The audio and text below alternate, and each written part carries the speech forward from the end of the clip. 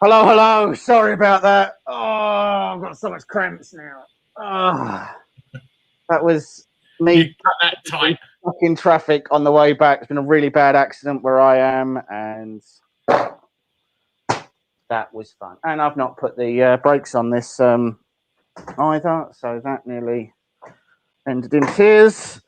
Right. Welcome back to Honey Badger 3D Print and Paint.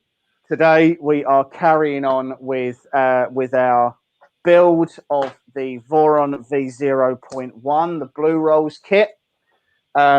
Thank you very much for joining us. Apologies for everybody who I was late for. Introducing.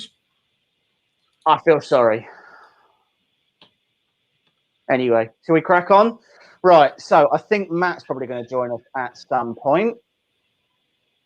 But first of all, let's pull up the assembly manual and figure out where we got up to last night. Turn the other camera on. 1 second. Hey, Carl. Hey, Andrew. Hey, Paul. Hey, Matt. How is everybody? Right. Okay. So we got up to page 41. Oh, 41. So as we can see, we have done the initial framework, right? So the Z-axis is on, and the Y linear rails are on. I did dismantle part of this last night to make sure that I had all of the extra nuts that are in this, and that was a bit of a pain in the ass. So yesterday I managed to when I assembled this, I left a couple of nuts off, and they were important, and that wasn't a good idea. So I had to take a couple of bits apart and rebuild. It is now back together and nice and square, so you can see it doesn't rock. So yeah, so now we are on to this one. Is the A drive.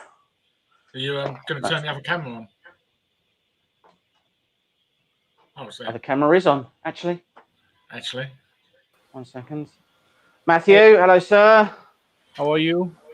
Yeah, out of breath. That's not good. Right. So. Demon speed, baby. I always love to see how small the demon speed. Yeah. Oh, and we've got Daniel, who is currently breaking the law. Hello, Daniel. On your phone while you're driving. How are you? No seatbelt too. No seatbelt. No seatbelt too. Living on the edge. Yeah. So, just so that you can see, guys. So this one has got 1 second. So this one has got the heated inserts already in it, and there's some heated inserts that go in these pieces as well. Where are we? There we go.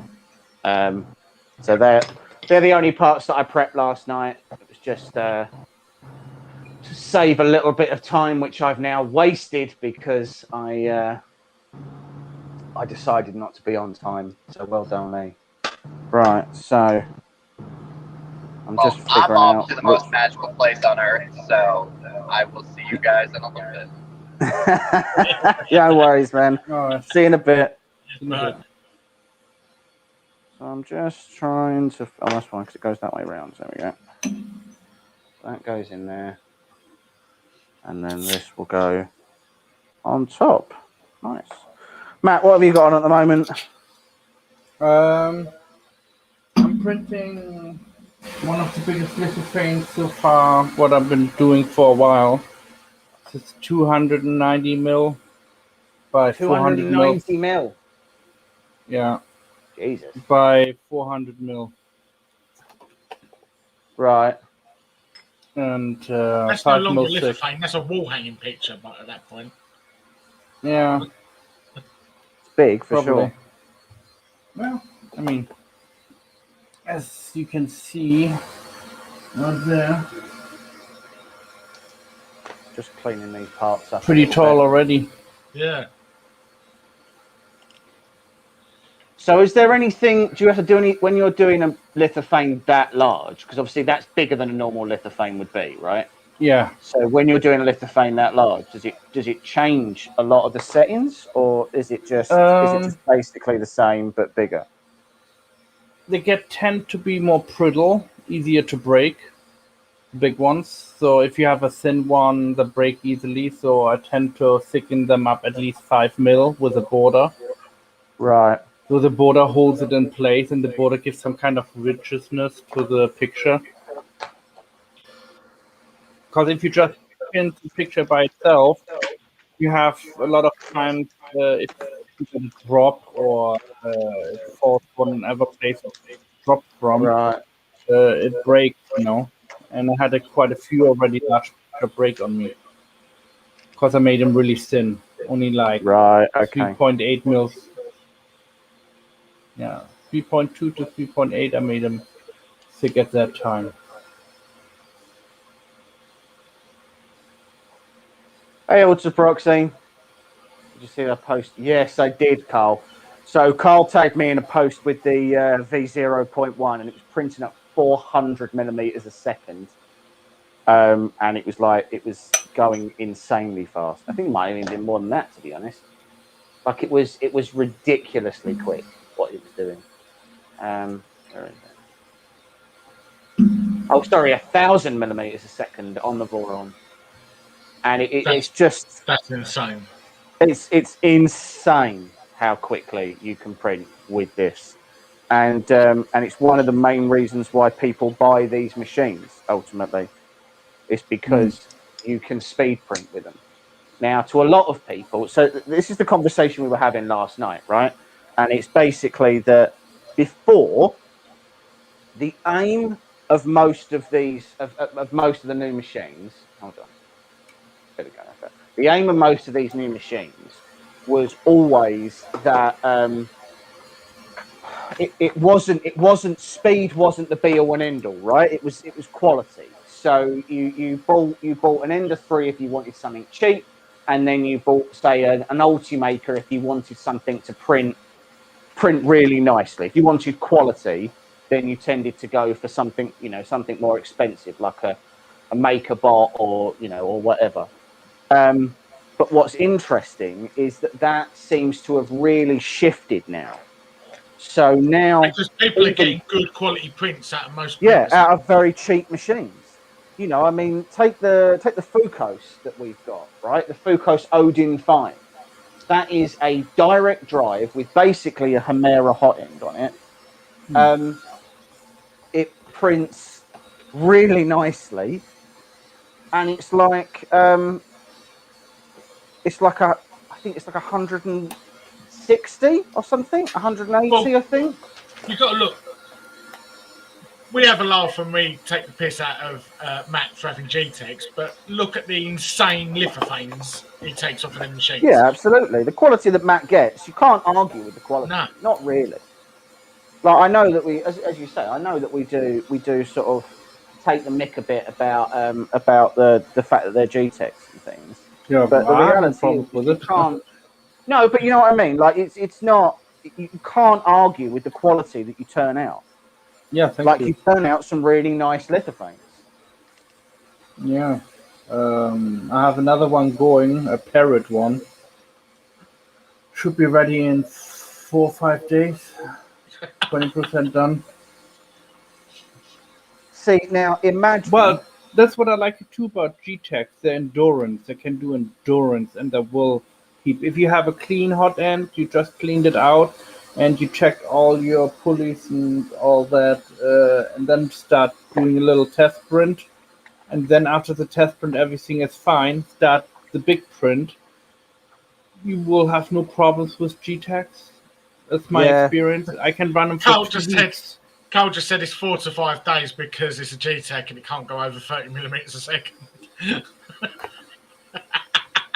Hey, you know why I go that slow. But as I say, there's a reality that the new, or it certainly seems like anyway, the new sort of the new focus is not so much on on doing things high quality. It's now about doing things high quality at speed.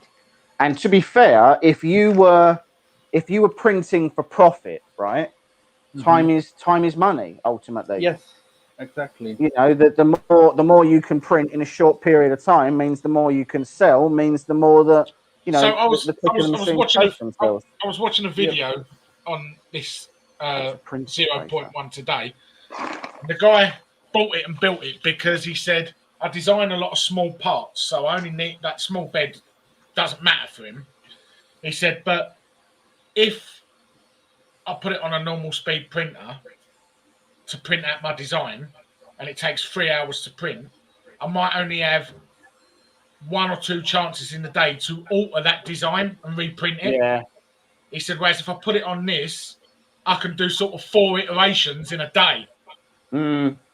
So it's so in normal terms, it's normally referred to as speed to fail, right? So it's not necessarily about printing something. You know, it's about if you are printing something that you know for a fact is going to be iterative. You know, something where you know you're printing it more than once. Then what you need to know as sooner rather than later is how, you know, whether or not you're going to be able, like how quickly can I get my rapid prototype out so that I can then redesign it and print the next one. Yeah. Because you know that it's going to need redesign. You know that it's going to need work. You know that it's not going to be perfect right out the gate. And you're okay with that ultimately. You know, and it's not a big deal. Printing at that speed, you get 4 stabs at it in one day. Exactly. I hope I'm gonna get good with the resin printer with Lithophanes, and also I first have to do a whole bunch of test pictures in the beginning just to see how thick it has to be, and you know, and also it's if we use different liquids. Because on that, you don't really see a lot of people. So not a lot of people do lithophanes anyway, right? I've only ever done one. Like it's not the most common thing that you see printed on printers. That's fine. You know, that is what it is. But what I find interesting is that although you don't see very many, you see almost none printed in resin. And I wasn't even sure if you could print them in resin. Clearly you can, because people do. Yeah. But I find I've seen some quality. I've seen mixed quality. Some people mostly have blurry pictures. And then I saw a few occasions where somebody used a resin printer, and I mean, it was crystal clear if you just looked out of the window, you know? Yeah. I mean, that was just beautiful. And now I calculated I can do one of those cups for charity, right? If the same model works in there, I can do 2 in 8.5 hours. What would take me 4 days to do. Jesus. And I mean, there's the saving right there, isn't it? Really? Yeah. Like you cannot argue with that. I mean, one resin printer compared to like, I reckon 10, 20 FDM printers. Well, with the speed. Yeah, sure. Yeah. Because with resin, you're only taking the time how long it takes to print one. But if you can fit multiple on now, exactly. At the you're same taking time to print one, but if you can put 3 on there, you get 3. Oh yeah. Same time. I calculated I can put some of my beer cans, what I have, 3 beer cans on one, and it will take around about 5 hours to print. Yeah. What would take me a day to print, and I have 3. So I mean, it's just mind blowing the speed of it, and I didn't even used it yet, and I'm just getting familiar with all the programs. Start doing some test runs with the program, you know, like click the slicing and see what happens. And I talked to Matt Farmer about the settings, so he said my settings are fine. I might have to do some adjustment on what's it called, the exposure. Yeah, the layer exposure. Yeah. So right now it's 1.5. It was on 6, so he told me to put it down on well, in his video it says 1.5 start out with, do some Right. tests, and then see which one is the best, and then roughly put the numbers in, or keep doing test prints till you got it perfect dialed in. But the problem is also, Matt Farmer said, several resins what you use from the same company, even though it's the same product, same color, it does behave differently bottle to bottle, he says. It can do. There's more variance than I think a lot of people would like. Do you like George's gaming guide? I didn't see you was there.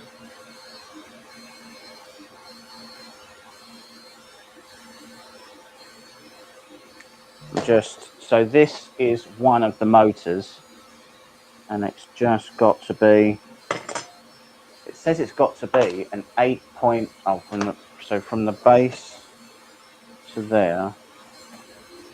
That is right. Okay, so that's got to be flush with that one. That one's fine, right? And then this goes up. How do you orientate this? Don't tighten. No, this ain't going to be an all one-day build all with epoxy. Apparently, it's like 18 hours to build this printer. Yeah, I'd honestly, I'd love it. I'd love that's it. 18 hours. That's 18 hours by Nero, who knows what he's doing. Yeah, who helped design the machine. Like Nero's build is, he's quite a bit more experienced at building this particular machine. He got the black and gold one, didn't he? Yeah, so he got the limited edition one, he got the anniversary one. I'm pretty sure that was one by LDO. I'm sure that one was. But again, just to be clear, there are no official Voron kits, right? You cannot go anywhere and buy one that's officially endorsed. It's 15.5 hours to complete. Yeah,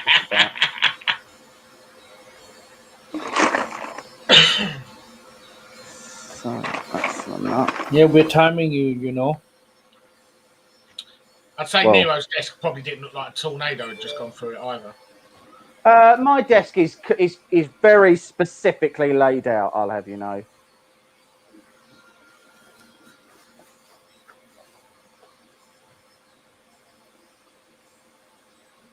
There we go. So this, when we look through that, perfect. I was quite pleased with how them nuts screwed on there. Yeah. So this is, hold on. There you go. This is the A drive motor. So you can see this is how you tension the belts, and this here. Hold on. It's all 3D printed. Wow. All of this top piece, yep, all 3D printed. So this was all done on the Gufu. ABS or PETG? ABSX. ABSX. What's the so ABSX is supposed to print without a enclosure. And the Gufu is still enclosed, but yeah, it's supposed to cut down on warping. Yeah. Right. Originally, was going to do this in like bright pink, but the ABS I bought in bright pink, it just printed atrociously. It was just garbage. Which is a shame because I still maintain it would have looked good in that, but the colour was cool. It's like an electric pink, wasn't it? Yeah, the filament just weren't having it. It was it was warping like I've never seen before. It was like a banana. Yeah. Yeah. I have this for resin printing liquid. ABS like so hopefully that's supposed to be really hard, and that's I think I think what Matt Farmer selected for me, this bottle of liquid, I think it might be pretty good because I looked up on it and seen some of the builds, what people do. It is pretty dense, the white, so I think it is similar to G-Tech or like Sunlu white or yeah. So the I only have a thing good I feeling. would say about the ABS-like resin, Yeah. and indeed when you're doing lithophanes at all, surely the only benefit of ABS is that, or sorry, there's two, I suppose. One is that ABS is much easier to sand than PLA is, right? So that's Yeah, one. but I'm not gonna send my pictures. Yeah, but so you don't sand yours. And then the other one is that ABS is considerably stronger than Yeah. PLA, and you don't need that either. So I'm sort of struggling to understand what you personally get out of ABS like resin. Lamps. See what I mean? Because you see the space of the printer is only 12.5 centimeters by 20 centimeters by 22 centimeters. Right. So only can put anything bigger than a 12 centimeter or 120 millimeter size, but 120 millimeter size square lamp I can't make bigger than that, because if I put a lamp inside, it might melt or have some kind of I don't know effect on the material, because then he recommended ABS for me. Right. Okay. But that's not the original. But you use LED material. lamps, don't you? Huh? LEDs shouldn't throw out any heat at all. Yeah. No, you use LED lamps, don't you? You don't use use- you don't use an incandescent bulb, surely. Yeah, this one is. But this one is a 3-watt one. 3 watt to 5 watt. I'm not gonna go higher than 5 watt. And what I can do with this one, it's a smart one. I can go over my phone or talk to, I don't want to mention this computer's name. Yeah. female. I know you mean. I can change the color. See, if you look, Yeah. I can change the color to warm or white. Hold on. So we've got this from Andrew. 5 tests each bottle. So I got a damp, hot face rag and wrapped it around the resin bottle for 5 minutes, and it seems to do a good job when shaking after the fact. Right. Okay. So he's just saying here that one thing I found with resin is it needs to be mixed well, and the temperature, if it's too cold, it gets bubbles and faded spots. So I don't really, I mean, bearing in mind the resin's always in your house, I would say that you don't really have to worry about, like, you'll just be the ambient temperature in the house, surely. I suppose it depends on how warm you keep your house. My house is right now 24 degrees in here. That's perfect. They say between 20 and 25 degrees. So have the liquid. My garage runs from between -15 and 4,000 degrees. Something like that, yeah. Mike's garage isn't insulated. So what it means is during, like, when we had the heat wave that just happened, Mike lost about 4 stone. I had several small heart attacks. It's really bad. When I went round there, I literally just sort of, I went in and I was like, Jesus Christ, like, this is awful. It's like probably what some POW people got, huh? Yeah, it's like being in the hot box, like being in the cooler. Yeah. Yeah, that was not cool. And the problem is as well with Mike's is that when you have the printers running, like, there's nowhere for that heat to go. So when we have real heat waves, I tend to stop printing. Yeah. To be fair, because the GUFU is enclosed, PLA, when there's a heat wave, like, PLA doesn't, it's not printable on the GUFU. Yeah, I have to keep all the door open and everything just to get it to print. Because it softens the PLA And when we had the last heat wave, when I was printing some of that clock, I dropped the temperature of the hot end by 20 degrees. Yeah. And it was still printing. Wow. It was just so hot in there that a 20-degree drop in the temperature was the sweet spot. I went from printing at 210 to 190. Which is insane. I normally print between 200 and 215. My PLA. Right. For Lithophane, I have it hot, 215. And if I make anything like figurine or something, it's 200. That's it. Is that better, Andrew? So you should be able to see. So that's the second. This is the second drive assembly done there. What I'm a little irritated about is at the moment it's not showing me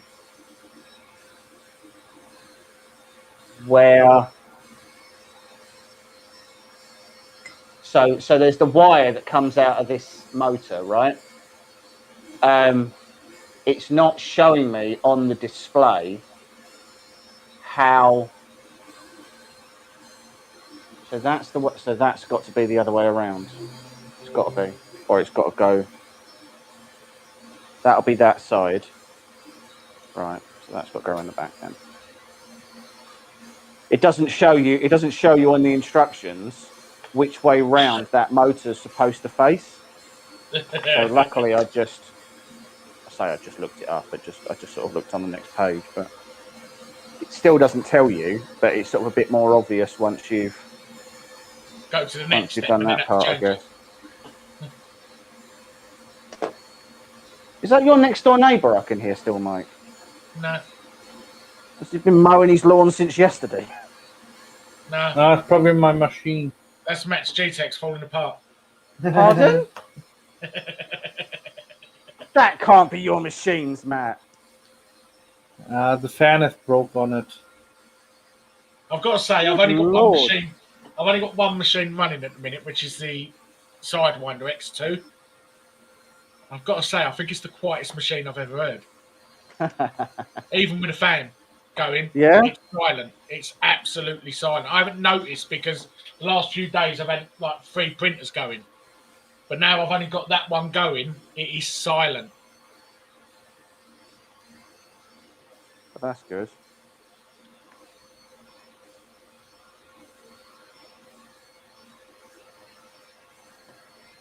Unless a printer's ridiculously loud, you never know how quiet a printer is until it's the only one who's going. Yeah, yes, that is true. Yeah.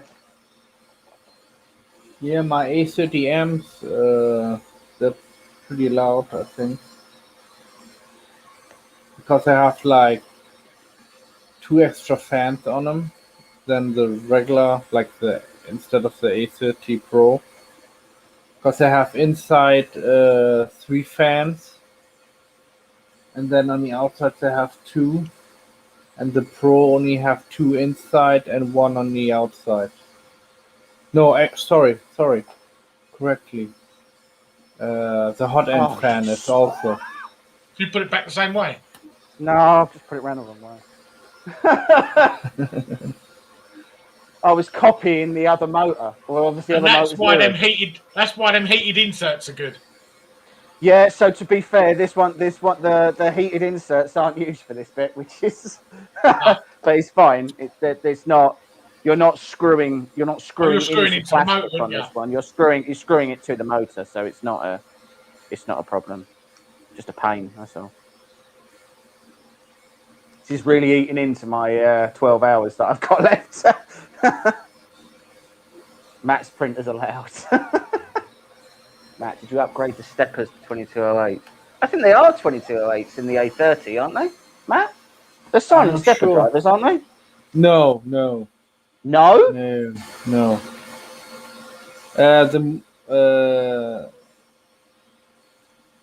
Oh yeah. Yeah, yes, they have to sorry. be, Yes, sorry. I was Yeah, thinking I of was my gonna other say. machine. I was about to Because say, my other right, machine and just you're goes. mounting motors. Oh, it goes on my nerves sometimes. I do thought about to put on one of my machine like this musical printer, you know. Yeah. You select and then it plays a tune. I think that's pretty funny. Looking good. Well, not really. What have you left off? What? Yeah. So I've got my 3 here, but this looks like it's meant to have 8 in the top. The first thing I replaced, and the fans for silent fans. Yeah. Yeah, I have to buy some silent fans. The fans are the problem with me. I mean, everything is stock on my machine, except the modification, but that's just regular PLA.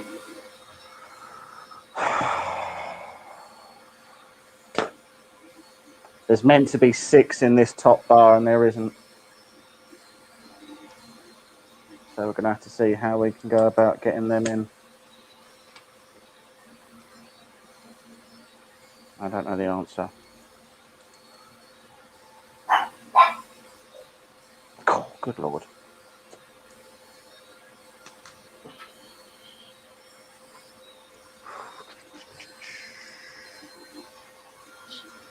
Yeah. Only one way to do that. Well, I do expect a package, so if my doorbell goes off, I quickly mute myself because my dog's gonna start barking, and I say in advance, I'm sorry. Yeah, I'm expecting my wash and cure station today because I had the tracking. I look on the tracking, it's in Stoke. So, Right. We have a new printer arriving Monday, don't we? We do indeed. We've got the Switchwire. The Voron Switchwire is coming on Monday. That's another Voron. So the Voron Switchwire is Voron's answer to the Prusa. It's an all linear rail version, really, of the Prusa, and I'm quite excited to see how that one ends up looking.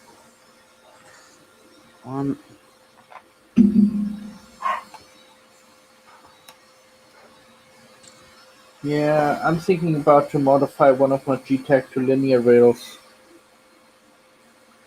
I'll not lie, unless you buy quality linear rails. Yeah, I know. There honestly, there isn't really much of a point because cheap linear rails have so much slop in them that they're no different to V rollers, but you can't adjust them. So you can at least adjust V rollers, right? But you can't adjust linear rails. They just either are good or they aren't. They are only 2 options.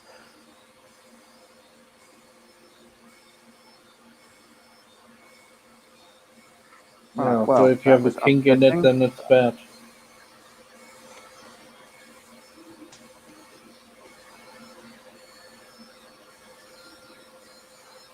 I really thought I got all of them last night, but clearly that wasn't the case.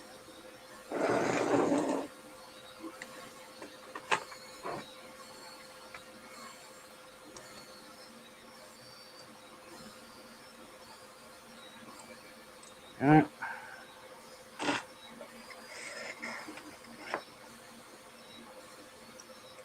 You know your stickers what you have with honey badger on it. Yeah. The new ones are there gonna be more brighter yellow on it, like the one behind you, the picture. Holographic. Or they're holographic now. Yeah, but if you compare the yellowness behind James, that one is more yellow than The one on the picture. Yeah, so you know that what I mean? one's more yellow because so that one was actually done for me by a friend of mine. My friend's got he's got a vinyl printer, so Alright. so he did that one for me. So that was the only reason why And that I built one. mine. And you built the sign, yeah. Yeah, I like that color. I mean, it's more vibrant, I think, than on the sticker. The sticker's a little bit too dark in certain areas, I think. Yeah. Yeah. I think the yellow brings it More of a nicely goldy out. colour. It's more of a goldy colour on the stickers. Oh, okay. Oh, let me see. Where's my sticker? Right, there we go. That was very annoying. Okay, right, fine.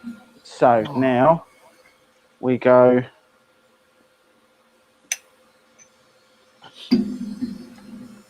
like that.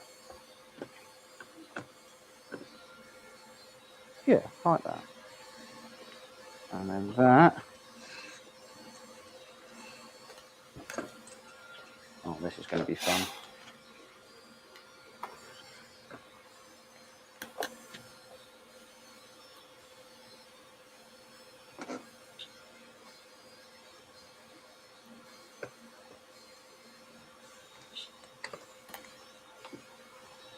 So this is quite fiddly, I'll not lie.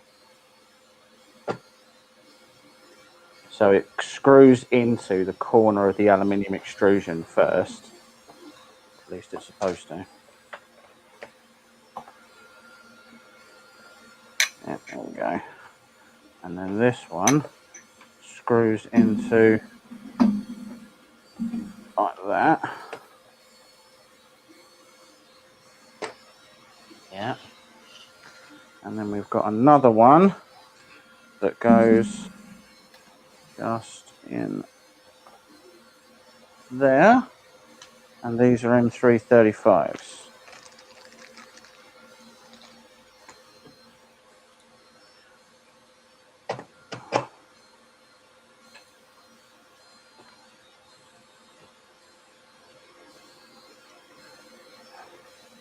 Oh, okay. A bit dark.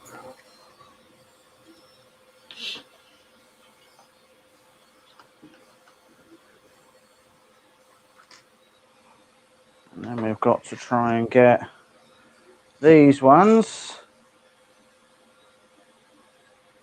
underneath here.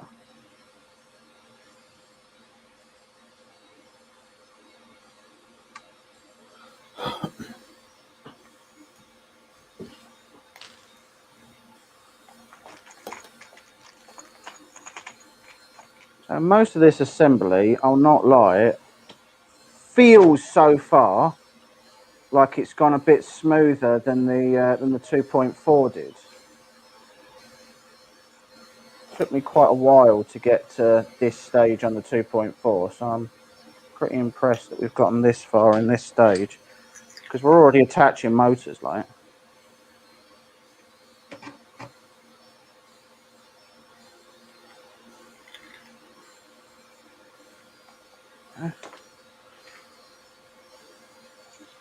That one goes.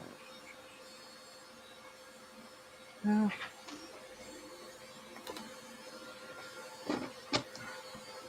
So how you guys eat your oatmeals?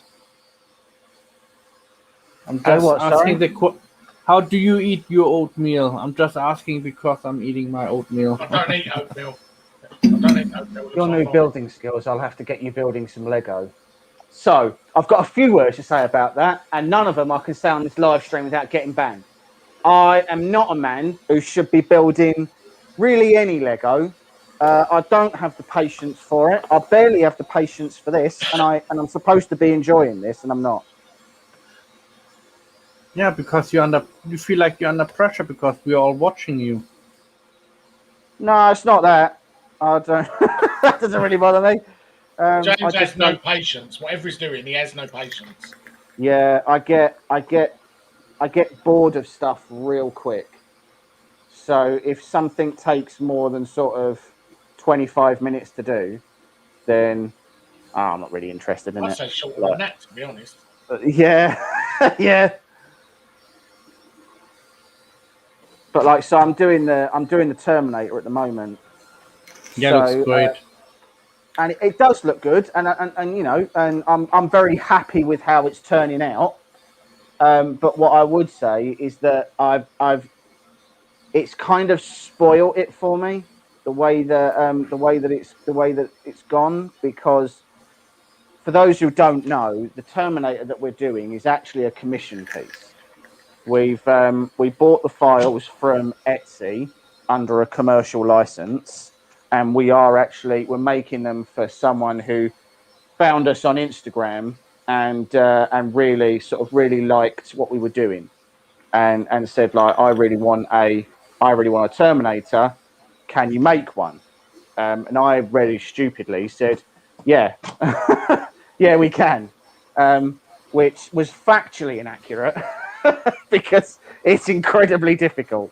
So I have to say that making it has really sort of spoiled the experience for me, because I'm making it for somebody else, and all the little things that I personally would normally accept, all the little flaws that are in your prints that other people don't see, but you see.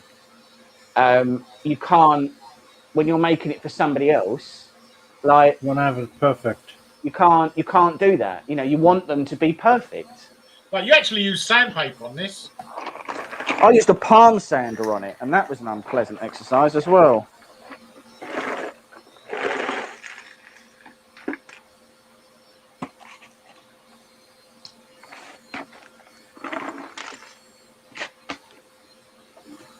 Well, at least you have the license for it. You always can make yourself afterwards one for yourself. No, thank you. No. No, thank you. I think the greatest achievement of my personal life would be to convince my wife that what our house is missing is a Terminator. 6 foot tall robot in our house. I think if I was able to do that, I'd have people coming to me like some sort of guru, like a mecca, for them to come to and say, like, well, please teach us all your magical ways, sir. Yeah, you'd have like learned some sort of magical powers at that point. Yeah. My wife, I think it's fair to say. So we were talking about this last night. Mike's wife is the same. My wife and Mike's wife are both completely disinterested in what we do. They are not interested in the slightest. We have done I think objectively, we've done some fairly cool prints on this channel. I have shown all of my prints to my wife, and Mike has shown all of his prints to his wife, and neither of them cared. Question. All were impressed. Maybe you should print her a handbag or some shoes. I already had printed Some her brother. Yeah. Actually, no, saying that, I did print her an handbag, and she really liked that because it was a little Louis Vuitton handbag, and I painted it. She actually liked that, and it's on her desk. And it was like women like girly stuff, you know. It was like a 1.5 day print and about 20 minutes to paint. There's nothing special about it, but because it's a handbag, it was brilliant. Something that takes like 2 weeks to print and then 20 hours to paint. Yeah, that's all right. Yeah, she's not. My wife is not desperately interested in the things that I do. I'm so happy with Loopy Doo. I mean, she's brilliant. She helps me out a lot. So in other words, she's in earshot, and and you're trying to buy another printer at the moment. You maybe can't talk smack about her. Whereas we both know neither of our wives are ever going to watch these videos. Oh yeah. I would say that my wife might actually never find out. Yeah, I'd never have to worry about that. She's openly admitted she's not even subscribed to the channel. Oh. And what's more annoying is that when I tell people that and she's there, she openly admits it. She's like, yeah, I have to hear about 3D printing all the time. I don't need to tune in about it. I'm already. I really she want already to submitted to you, huh? Yeah. What I really want is I want to do video where both me and Mike get our wives to build a 3D printer to see how much they have absorbed through osmosis. You know, Yeah, just through the sheer being around us, whether or not they would, whether or not they'd be able to build one. I think Loopy would be in for it. So you two wives against my wife, you know. I'm going to tell you now, Matt. Just go. I'm not doing that. I'm just going to watch Say Yes to the Dress instead. Yeah, it's very likely that mine would say something similar, to be honest. Yeah, but you have to give them something maybe what really want badly, and then they'll maybe try to do the 3D printer. Oh yeah, definitely. Because what I've really been wanting from this channel is to do a video that costs me like $8,000. That's what I really want. Sorry. That's what I feel like that's what I feel like all of this journey in YouTube has really been missing. A video that cost me an absolutely obscene amount of money. If you win the lottery, maybe. I can tell you now, Matt, that if I win the lottery, I'd carry on with the channel for sure. But you'd be seeing a lot more impressive stuff. Like I'll be buying industrial machines. Yeah. I'd buy a photocentric Magna. I can tell you that much. Like you'd need hazmat equipment to go into my office after that. Which, just to be clear, would be huge. You buy yourself a big printer, like you can build yourself a house with it. My office would be huge. It'd be like a barn. Yeah. But I'd have to get an Uber to get to the other side of the room. All right. Oh, okay. So now we're playing a game. How do we know? Preload 4 M3 nuts in each side. 1, 2, 3, 4. And then how do you know which one goes on which side? Because they're different heights. Oh, okay. That goes on the outside. Okay, then.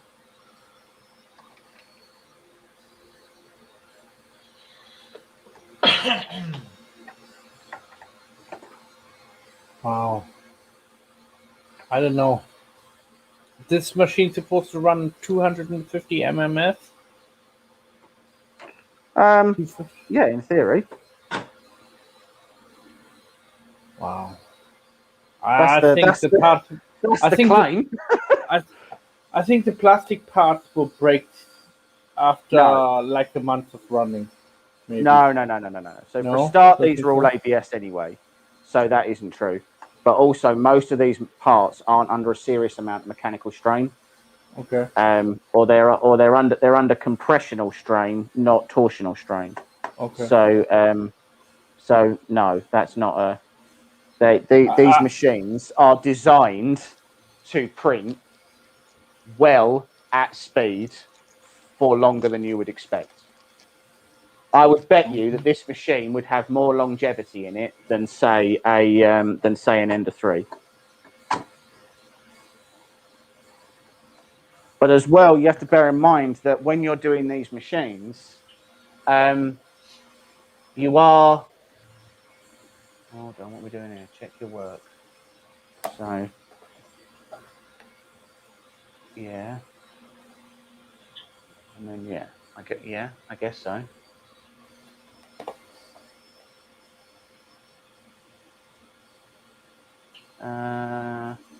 Compare your assembled parts to the graphics shown.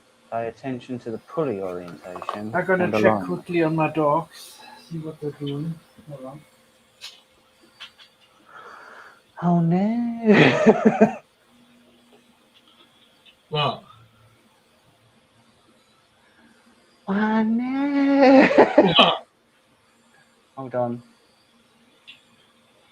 So this side.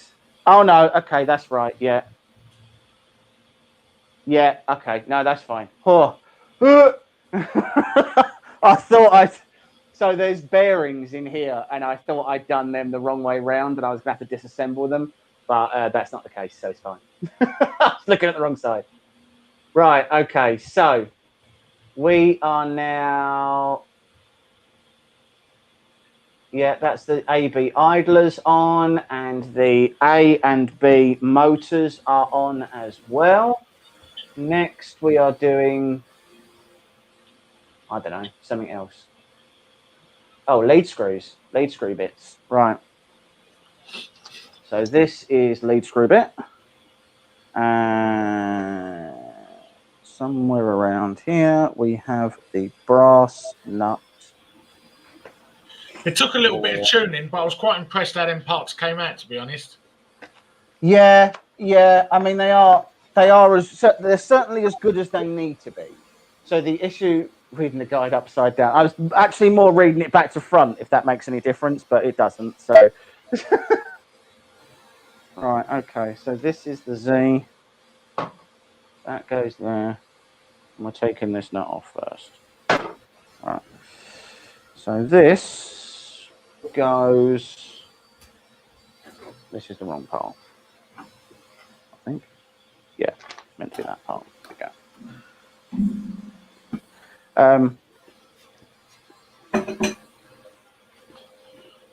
M312s, 10s, M36s, 16s, 25s,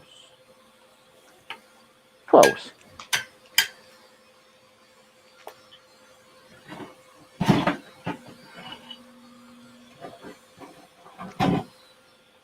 Oh, that's interesting. So, okay.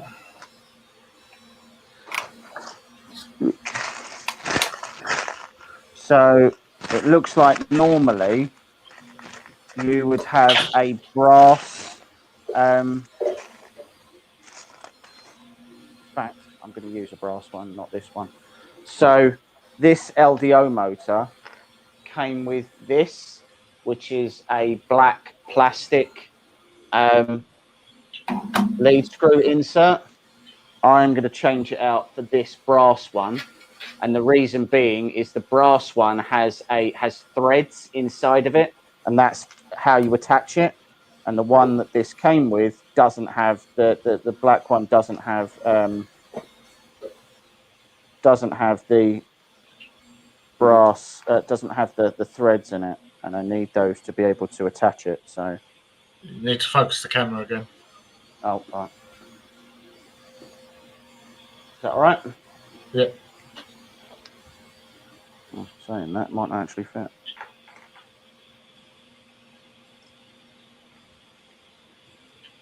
Oh, 88% my print.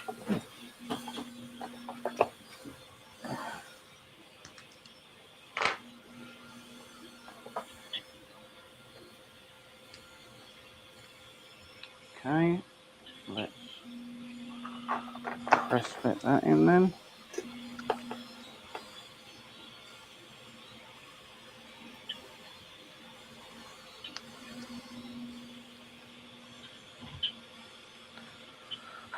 Okay.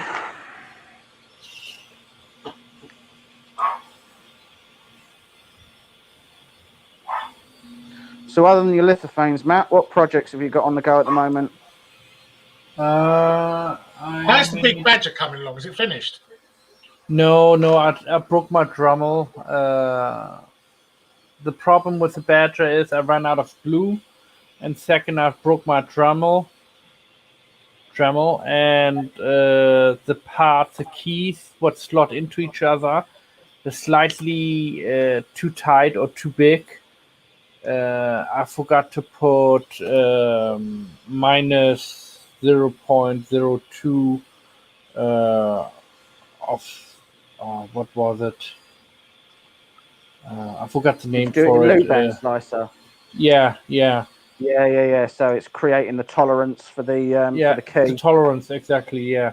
Yeah. And it must be 0.002. And yeah, I didn't do it. I did it on 0. Now I pay for it. I mean, my Dremel, I went through like probably 10 or 15 of those little round Sander tape. box. Yeah.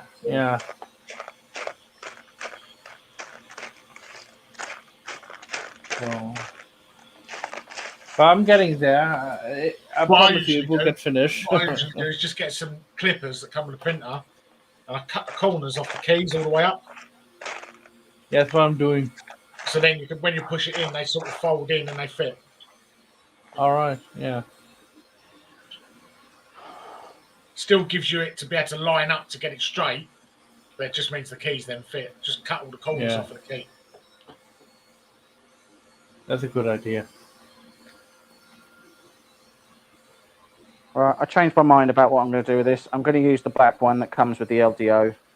But what I'm going to do is I'm going to use nylock nuts underneath so that they won't just vibrate undone or anything like that. It's a little annoying, but...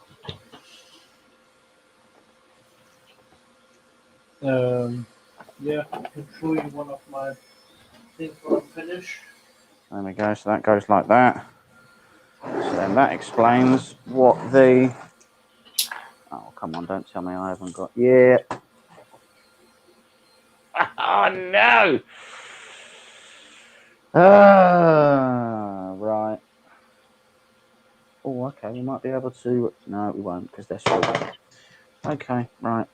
I've got a choice. I'm going to have to take these off very carefully. There we go. And for this one, I'm selling actually. I sold this one. That was a custom order for a friend. So she's getting 2 of them. Well, actually, one failure. Could you just slide them off of the rails? I haven't got a choice. I need to put the things in. I've got 2 nuts that are supposed to go in at the back that hold the Z-axis on. I've literally not got a choice. I just have to be really careful when I slide them back in. You're so brave. I think you'll find that I'm a moron, and that's the reason why this situation has occurred. Sorry, Matt. Carry on. No, don't worry. You're the host of the show. So you were making what for a friend? Sorry. Oh, this Lithophane box. It's for a ceiling lamp. It's basically a ceiling lamp. Yeah. And came out really nice. I made 2, but the first one was a failure. And I printed up to 97% it finished, and then I had a failure. Oh. Right. So I'm like, after 4 days, so I had to reprint it. But a good thing is, the woman what buys it, she wants to give this one to her friend, and the other one, the failure, she wants to keep for herself. And I said, yeah, just give it to you for cost, you know. So I made it presentable, just like the other one. It came out really nice too, except the bottom. You can see it on here. The writing is just halfway missing. Yeah. So, yeah, that's the same side by side.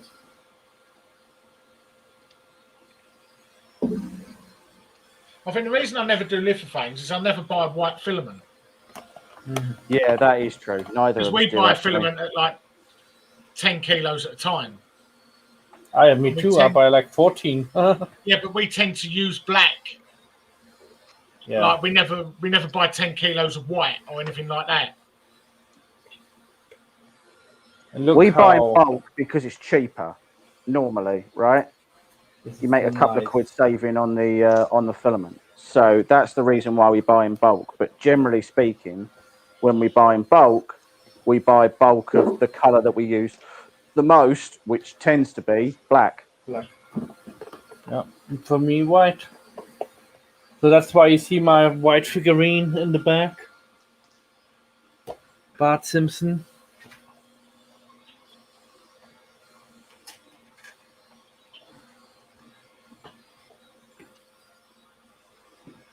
Oh, that's cool. Yeah, the only thing Is that is the I Omni think Man about one? yeah, the homie man, yeah. I have to redo the back a little bit. Oh, 1 second. But Someone at my front door. You have to redo what? Sorry, Matt.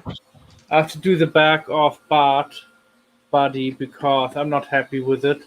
Or what do you think of it? I try to smooth it out, Bart Simpson, as much as possible. Let me make you big. Yeah, that looks all right. You'll be fine with that, I think.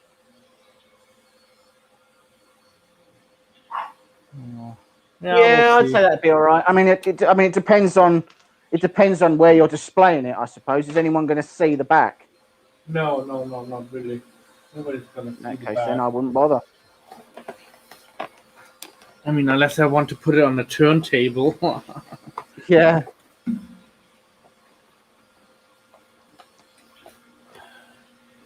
Yeah, I think I'm gonna be making more of those lithophane lamps. Yeah. The square ones and the round ones, yeah. Because there's a shop down the road from me. I want to go there and show them some of my work and see if I can get any custom orders from there or sell some of my lampshades to them because they're a lamp shop. All what to do is sell lamps. So, yeah.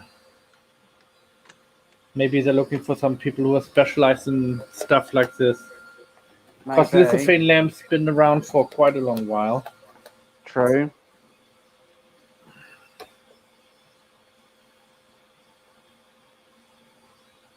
Right, well, this is a problem, chaps and chapettes. Because now some of these ball bearings are on the verge of falling out. Not tight enough fit. That's not how it works with these, unfortunately.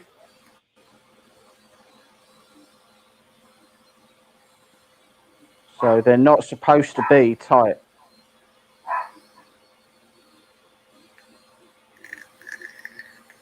I like your scalpel.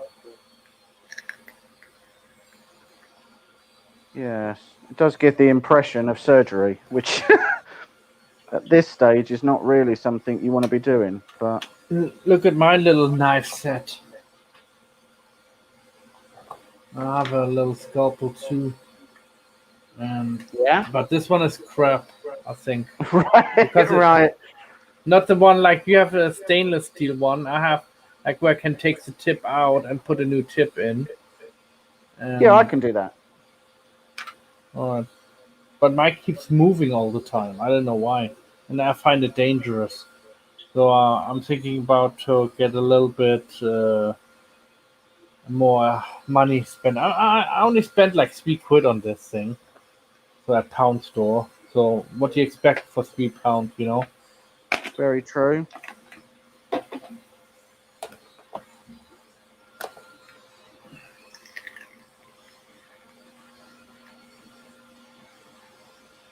Well, I think somehow I've actually managed to stop all the balls falling out.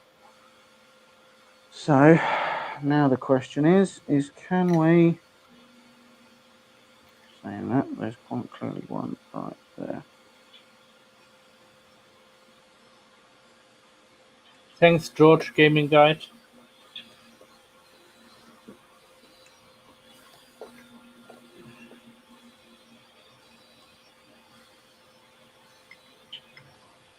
Hey, where do you recommend to buy the Voron 2.4 kit? Right, so, okay, so I'll put that down for a second because it's starting to stress me out. So, when we're talking about the Voron 2.4 kit, I recommend the Blurolls kit. And I want to be clear about the reason why. It's because the Blurolls kit is the only kit that I've tried. So I have no way of knowing whether or not if you were to get the fight. So the only bad kit I've heard about is the Feist Tech kit, and that's because it's out of date. But Feistek do one, Blurolls do one, Bunsaw do one, and Formbot do one. The Formbot one I've heard not great things about. The Feistek one I think the Feistek one is okay. I can't remember. The Blurolls kit is one I've heard, and the Blurolls kit one that's out of date, isn't it? Yeah, that's it. Sorry, the Formbot one is the one that's out of date. The Feistek one is supposed to be all right, and the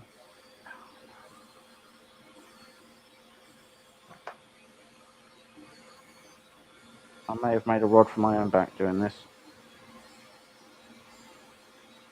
But they come out.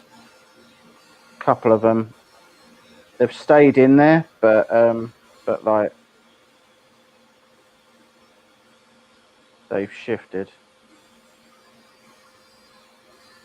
Yeah, I would advise the Blurolls kit. But again, I want to be clear. The only reason I advise the Blurolls kit is because I haven't tried any of the other kits. You cannot buy an official Voron kit from anywhere.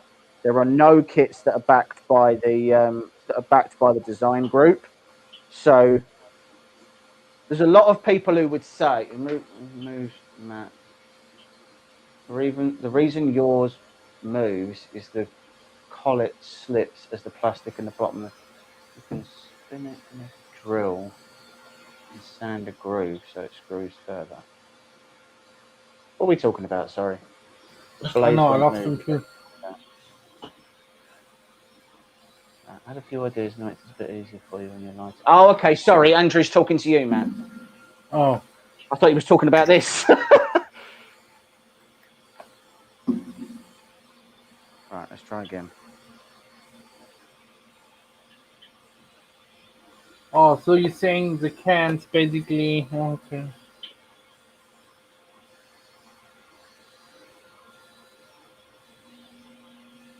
Yeah, I think my future can's gonna be resin printed. I'm gonna do definitely one can on resin, see how it is.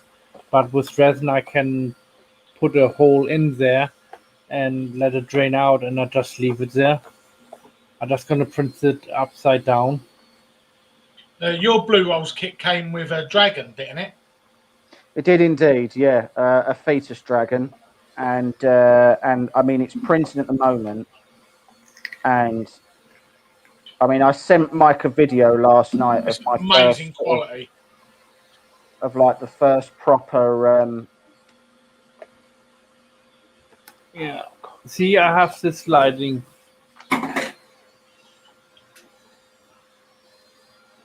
But it doesn't light up much at daytime.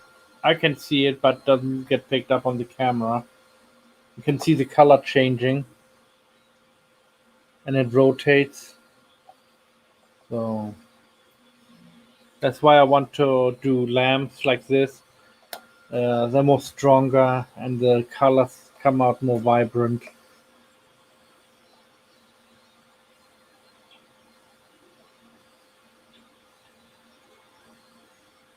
Everybody's quiet.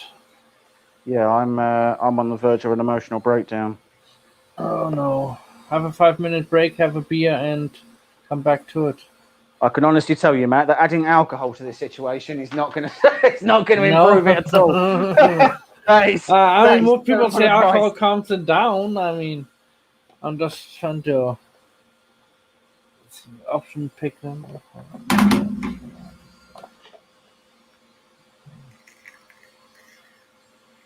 Right, let's try this again. Okay, yeah, Andrew, yes, you do that. You message me and we have a little talk. Because I don't read much of what people post, I keep talking because every time I have to lean forward to read the little screen on the bottom, and on the top screen I have James and Mike, what you basically see, and I see myself.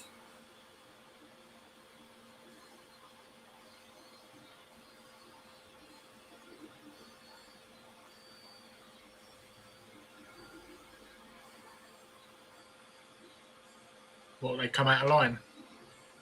I don't know. Are, yeah. Hold on a second.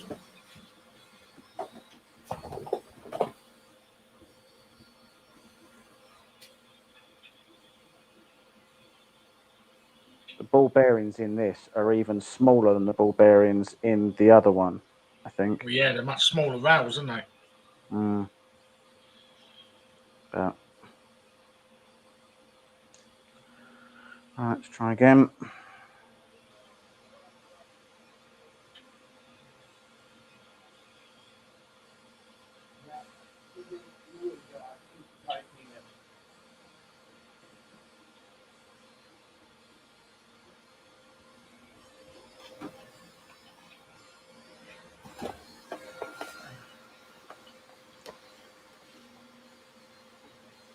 Ada watching.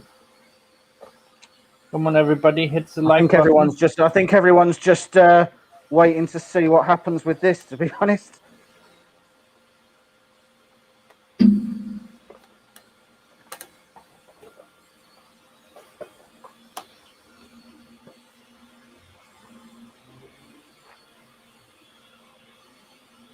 Two more likes. There we go. Thank you, everybody. 3, wow.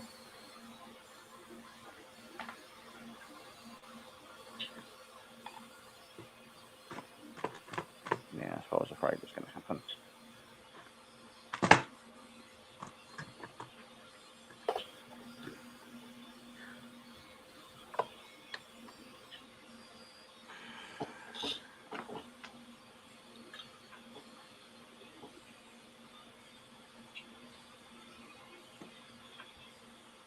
Oh, I wouldn't even know where to start. With what? With what you're doing. Everyone's holding their breath in anticipation. I'd like it to work because I'd really like to be able to release some of the tension in my testicles at the moment. No, they've really bunched up in doing this. It's becoming a problem.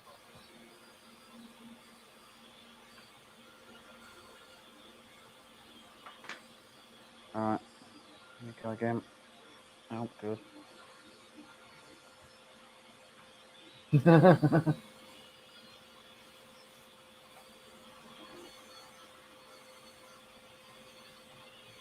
I want to know that I blame the community for this because we didn't make you buy that printer and no, but no one stopped me when I said, "Oh, it'll be a really good idea to take this rail off."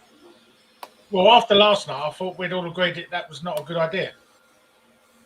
Well, that was last night. Today's a new day. Feeling anxiety just watching. Well, Dominic, I can assure you, the anxiety that I feel is just as powerful. Because if I mess this up, Mike's going to come to my house and slap me in the face and shout at me that I'm adopted. No, yeah, so why Mike is not your toilet and your sink's out. So why not Mike is building it? Because no one wants to see that. No. That's just crazy talk, Matthew. Why it's going to be like it would just be hours and hours of continuous swearing with nothing happening.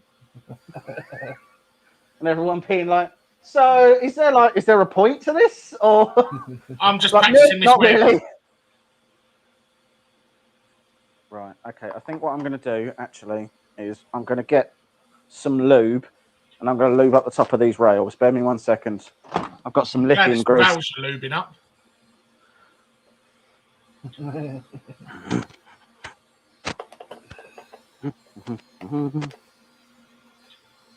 Do you have a lamp?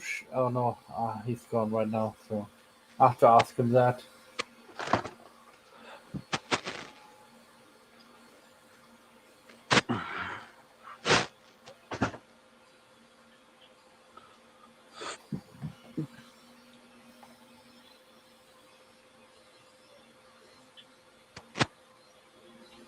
You know, everywhere in my house now, living room, hallway, and the computer room have a lithophane lamp.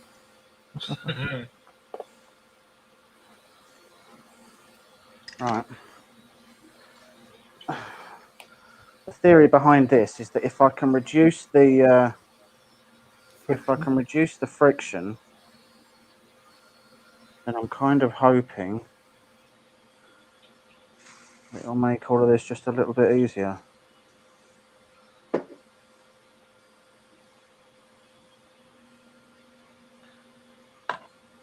Right.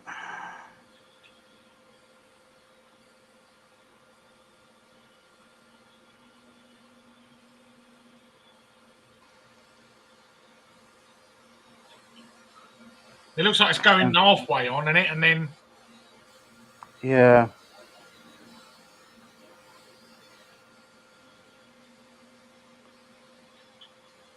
was that one of the balls fall out? No, it was one of the balls did fall out, but I caught it and put it back in.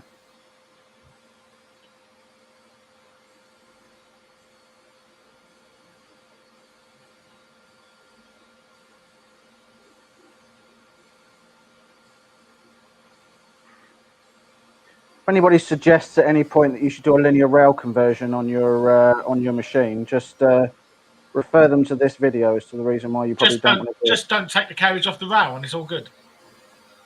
Well, that's all very helpful, Michael. Make sure you don't put it on upside down. Yeah, I was going to say. There we go. That is the right way. I thought so. Yeah, I was going to say, if you've got any grease, that might be better because it should hold the bearings in place. I haven't got any grease.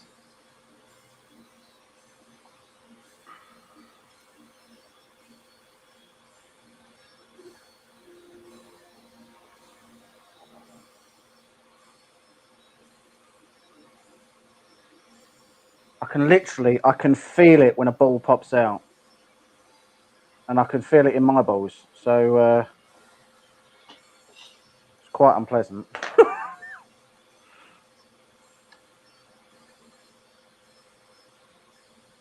Peanut butter. Thanks, Andrew, for the message. This is why I didn't ask for support from the community. Oh, yes, I have one of them, actually. I think the same one what you have. Comes also with a remote control. It's like a little light, you know. So yeah, so try turning the printer on its back and sliding the carriage on horizontally. Yeah, we can give that a go. Hold on.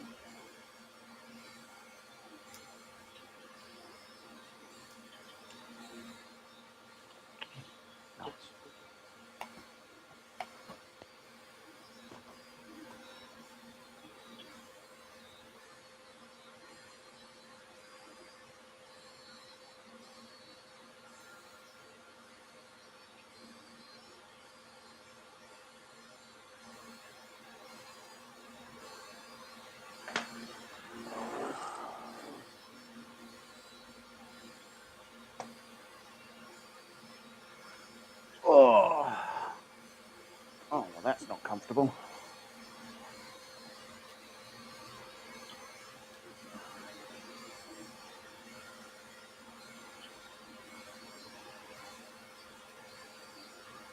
Come on.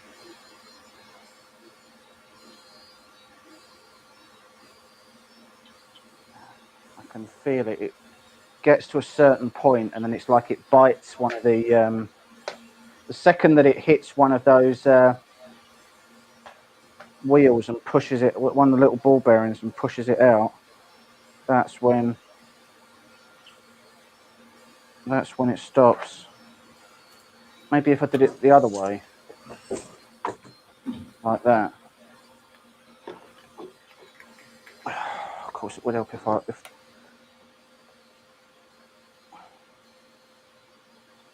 what are you going to print on it, Mike? Nothing if this carries on. Yeah, at the minute, very little. Miniature lithophanes, right? I don't know what I'm going to print on it, but whatever I'm going to print on it, I'm going to do as fast as I possibly can. Yeah. And the build plate is so small. Wow. I mean, the thing is what we'll probably end up using it for is like heads and hands and stuff, right? So we can, because this has got a really good auto bed leveling system on it. The plan really is that we are able to. Yeah. Yes. Well, I mean, we're saying yes, but I've got 3 ball bearings that have fallen out. Oh. Just trying to make sure it's not.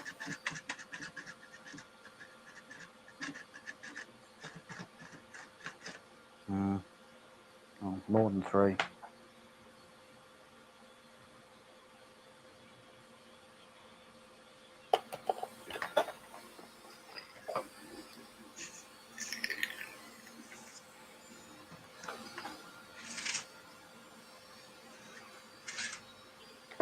A lot more than 3.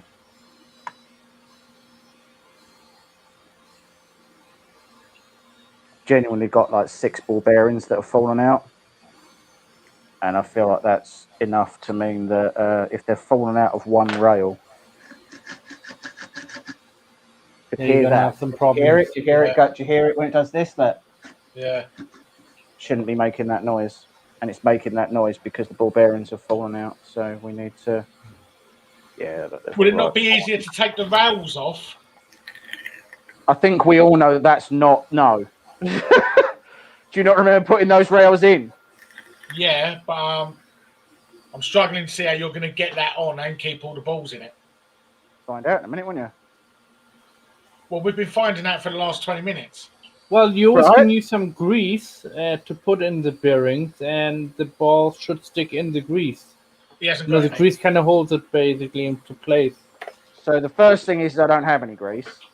That's the wrong type of grease. The thick grease, like. Yeah, I don't. Yeah, what I mean is I don't have any thick grease, so I haven't got any. All I've got is lithium grease. I haven't got anything else.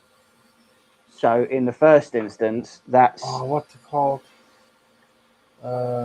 It's a cream. What's it called? It is lithium grease. I know what you're talking about. But the one that I've got just isn't thick, is what I mean. I haven't got a thick lithium grease. I've just got a WD-40 version. Let me have a look. All right, let's try one more time. Make sure everything's in where it's supposed to be. Yeah.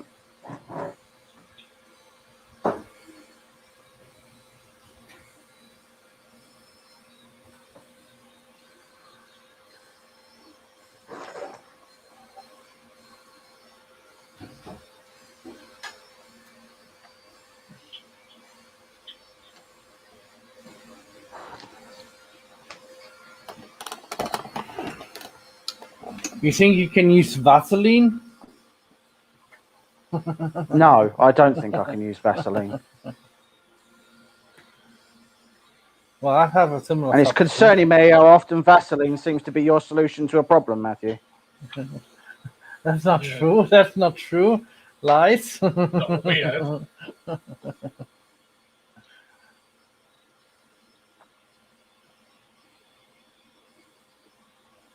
Vaseline is good for a lot of skin conditions.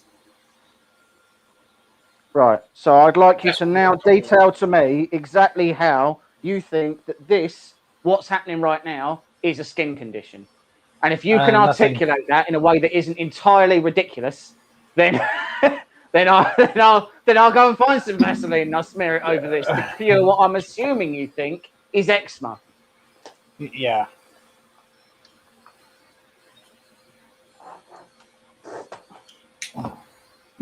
Balls and grease. Apparently, you can use Vaseline and WD-40 dissolves it afterwards.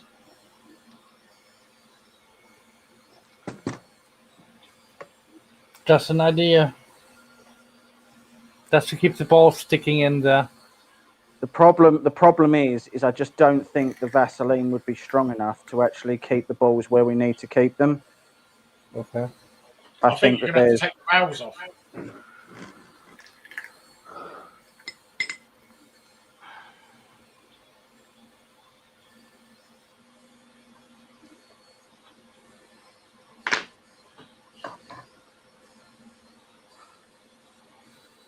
I'm not sure how many houses nowadays have tubs of Vaseline. But I know I haven't got any. I just have to buy some more. Carl, I buy it per gallon, Well, that's intensely disturbing, Matthew, and I want to thank you for sharing. I want to thank you for sharing that was with a everybody. joke. That was a joke. That was a joke, people. So don't take me seriously, please. Thank you. I changed the subject, Carl. I mean, your wife's on this live stream, Matthew. I know. You want that she popped in for a second? Yeah, she can pop in. Hold on. She will come in a second after she gets this message.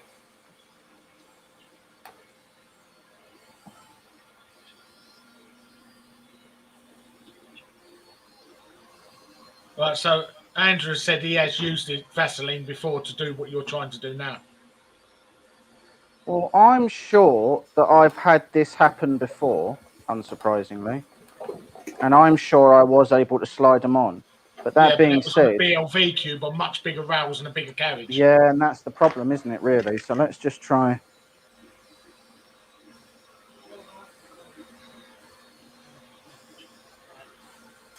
Smashing that with a bit more grease.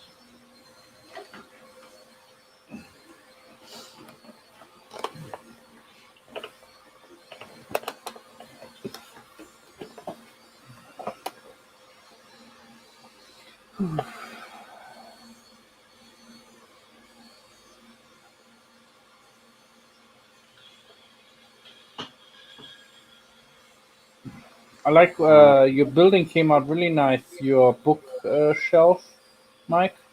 Oh, the Harry Potter. Yeah. Yeah, that came out all right. Need to do a video on that. Yeah, looks nice. It's just sitting on the side at the minute. Are you keeping that one, or is that going to your nephew? I don't know. I just did it because I was bored, really. Well, I haven't got a bookshelf, if that's what you mean. Well, that is probably a basic requirement of having a book nook. Yeah, probably.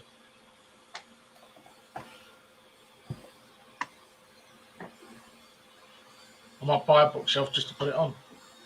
I mean, we need to buy a book as well. No, she's still I've got lots of books. I've just got no bookshelf.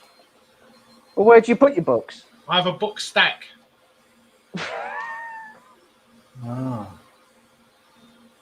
Like you level up the table and you level up the bed with that. No, I've got a cabinet. I've got a cabinet and I just stack them on it. All right.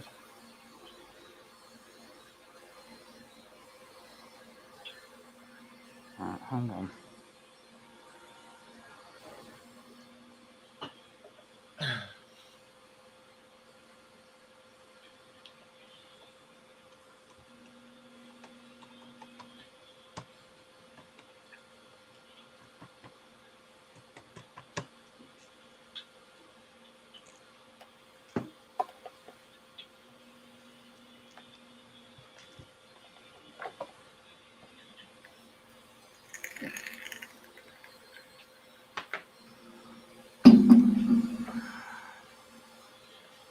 You're going to have to take the rails off.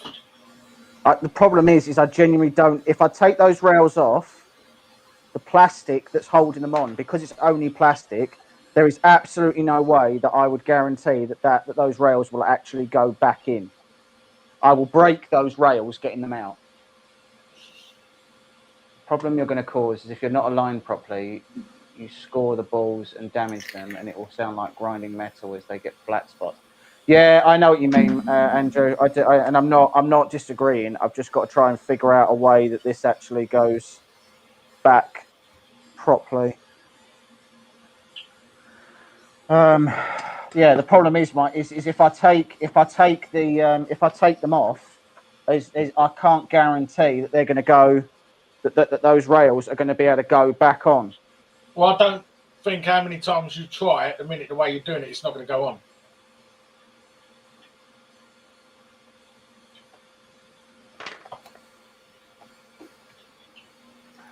There's only one other thing I can think to try. And I don't know if the rails I've got are that small. Just bear me 1 second.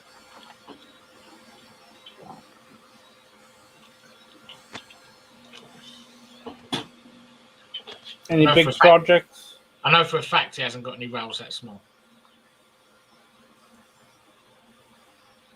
Any big projects? What are you going to plan doing soon? I had a full body last weekend. Out. That's him just pulling his drawers out. I'm waiting for a friend at Filament to build the STL file, and then I'm going to print out like a meter tall little mic. Full size? No, probably about a meter tall. All right. That's still pretty big. I mean, my honey badger is something like 60 or 70 centimeters. Once that's finished. The thing is, there's a lot more printing in that at 60 centimeters than there would be at my model at a meter, because that honey badger is quite short, so the legs are only short. It's all body and head, which is the big parts. Mm. This You're is going to print that in one piece or can. multiple pieces? The body. What's that? The body you're going to print in one piece or multiple pieces? Depends what size it comes out. It might fit on my BLV cube in one go, but if not, I'll chop it up. These the same size? Yes, they are. So what I'm quietly hoping is that the issue may actually be that when I initially took it off, I think I lost a couple of ball bearings. And what that's doing is it's pushing them around until they get to where the ball bearings are missing. And then that's what's sort of creating a little choke point. So I have another rail here. It's not an MGN7, but the ball bearings are the same size. So if I can refill the rails, then I'm hoping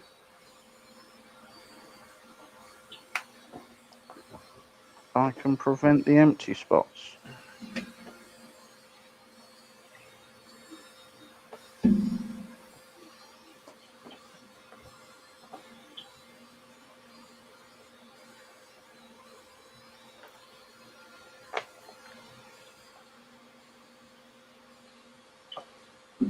So for those of you just joining us, welcome to my personal hell.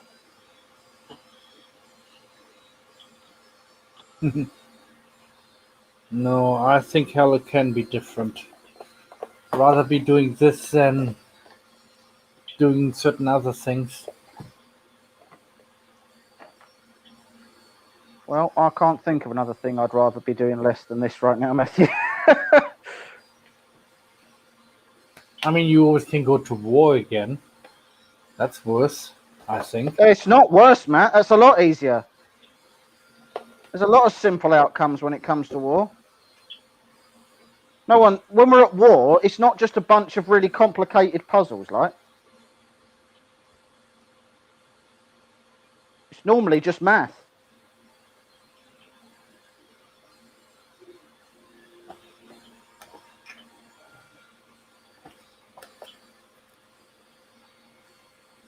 Right, let's try and see how we're doing there. Yeah. Yeah. Yeah. No.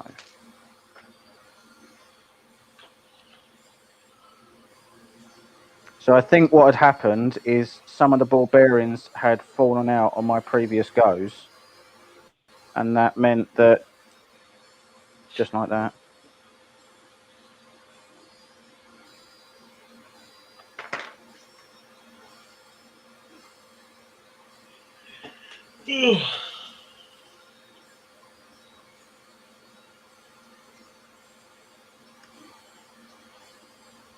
I promise it'll get more interesting in a minute. My wash and cure station arrived in Stoke, so hopefully it's getting heat today. Have I got some? No. Just get a little bit of kitchen roll, clean up some of that grease.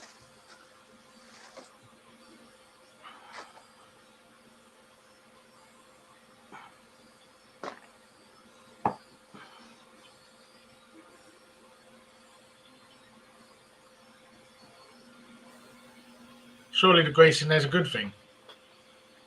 Yeah, but part of it was clogging some of the balls from moving. No, babe, I'm not declaring war.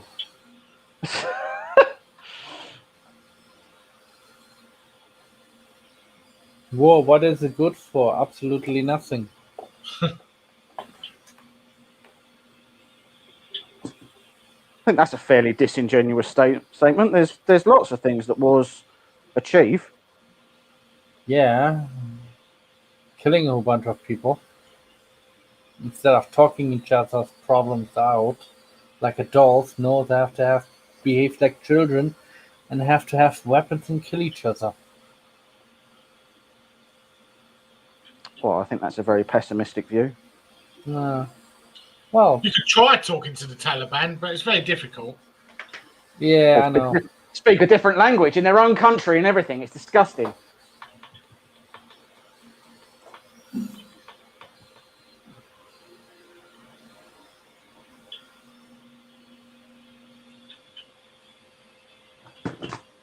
Right, so now I suppose we're going to have to try and coat it back in.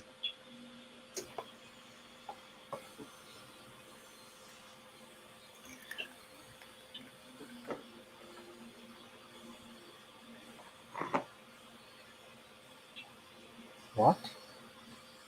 I must miss that conversation. I wasn't bringing them up. There was a Sean Locke conversation. Oh, yes. Yeah.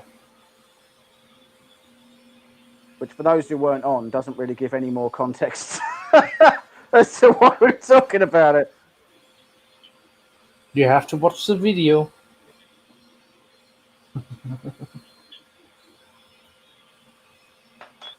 I don't see how taking off the rails is going to make that much of a difference, to be honest with you. Well, because you can hold the carriage and slide the rails on and move the balls if need be. But it may be you just have to reprint them to spacers.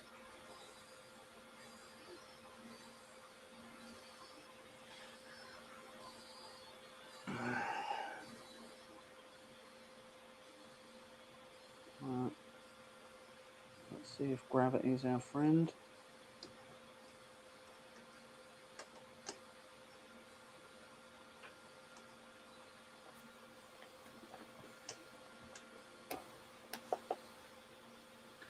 It's just catching again.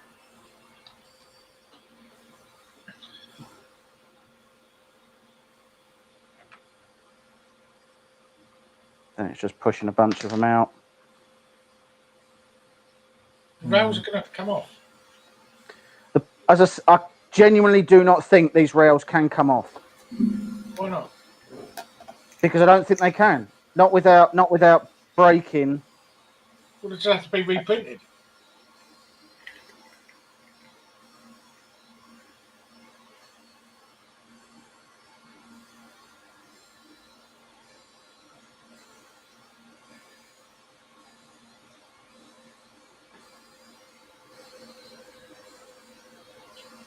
Because this has just pushed out like 10 of the balls.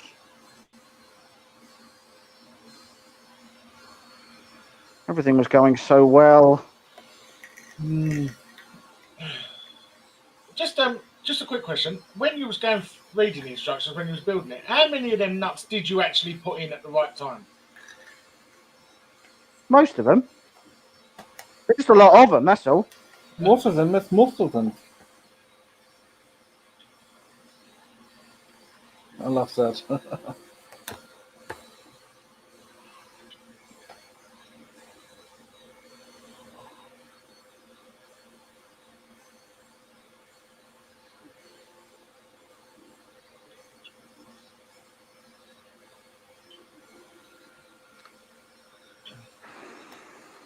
Is that closed loop motors or No. no? This could be the promotion for the Exo Slide. Yes. So I've seen that. Dominic, are you talking about the toothed rails that I've seen the adverts for on Facebook? Because they are really good.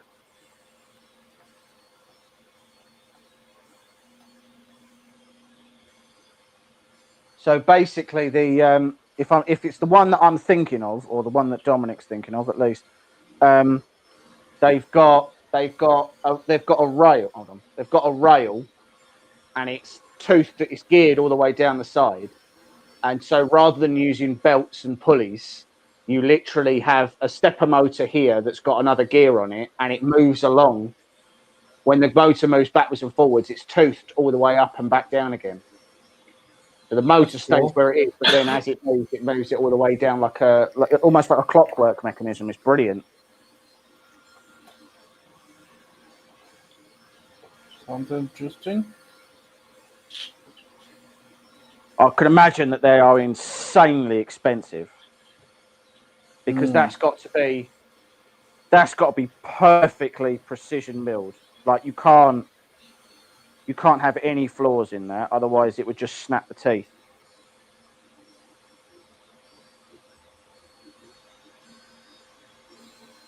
But yeah, it was that was very interesting.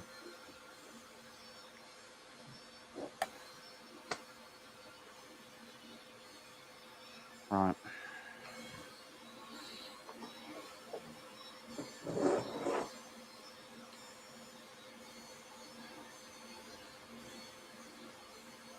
Come on.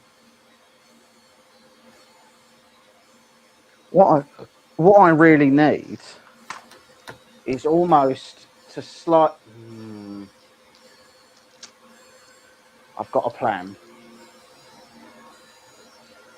and I'm not going to lie. You're not going to like it. Oh, we laugh when a plan comes together.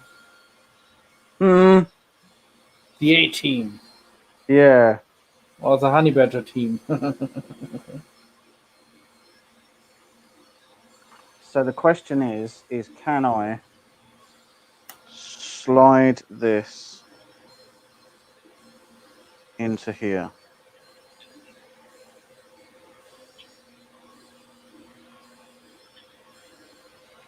without either side slipping off? Come on, don't do that. I suppose it depends, Carl, on whether Baldrick has come up with a plan. It is very cunning.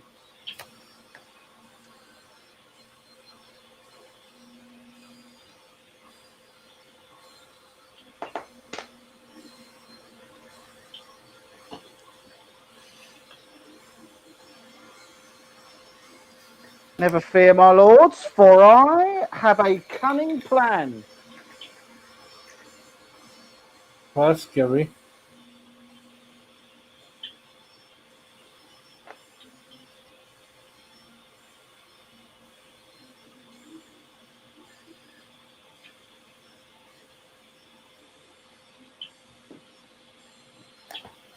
Oh, for God's sake.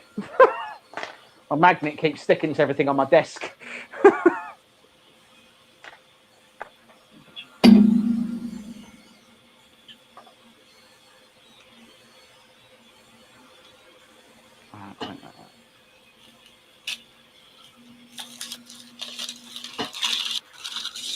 This will ultimately tell me whether or not taking the rail off will make the damnedest bit of difference. Because if I can't slide this rail on, then I won't be able to slide any rail on. And that wasn't a good start.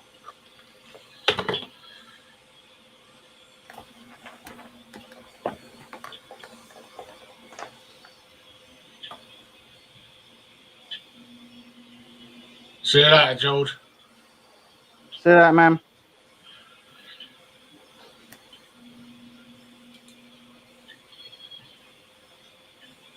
Like, I'm not being funny, but that is not going on there.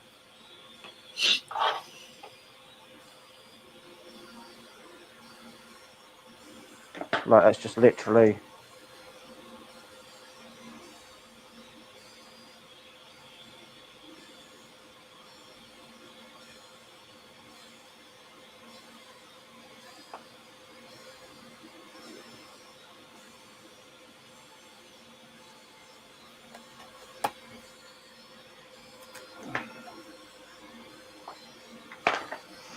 You guys have so much rain today down there too, where you guys are? A little bit. No. Not here. No. No, we have it raining all day long.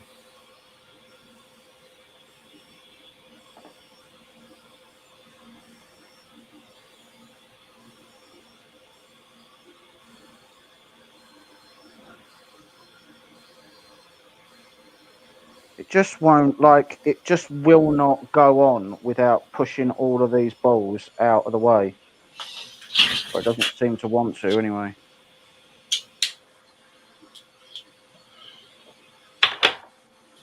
Shall I start looking for some new rails? I hope not.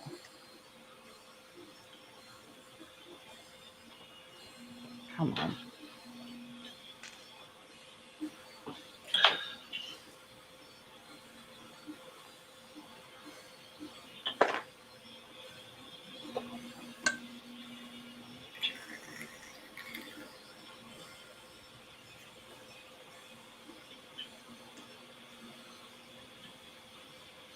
Okay, now, the good news is we've got one side on this rail. And I'm just trying to think, oh, fuck me, that nearly fell off. And that's moving nice and smoothly. So in an ideal world, if I could line up this one as well like that, which I can't because I don't think I've got any more M7s, because these are different size carriages, aren't they? Yeah, they're different size carriages. So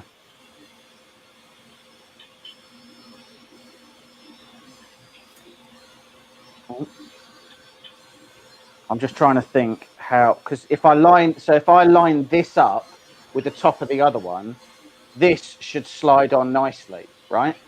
But it's still going to give you the problem with the other one. But it still gives me the problem with the other one. So like if I line these two up, then this should be able to just go, to just literally slide straight onto the other rail. But to do that, I think I'm going to have to take this rail off of here and then slide those on individually, which involves a little bit of rework afterwards, but it's better than what we're doing at the moment, which is just going round and round in circles. Yeah, so I think no matter how many times you try and push it onto the rails, it's not going to work. Yeah. Also, don't know what I've just done with the unning key that I need as well, which is pretty annoying. Is it this one? Yep.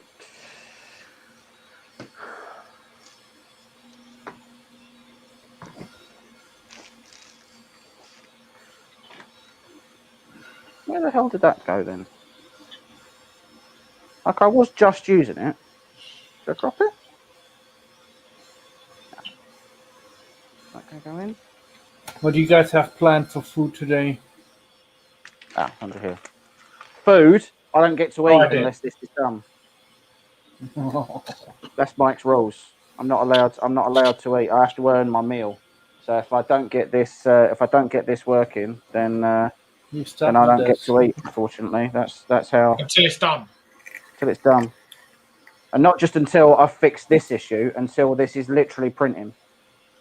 So I won't be eating today. I'd say Wednesday.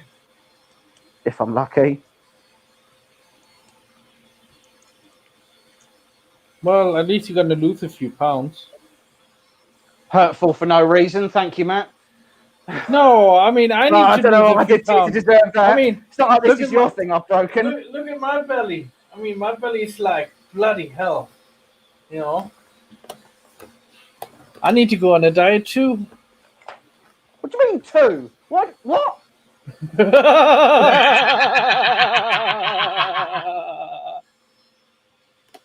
I don't understand why that suddenly got so hurtful, man. I've not done anything to you. Oh, normally women get so emotional about weight, but I didn't know What, that do you you bring it up with Lou a lot, do you?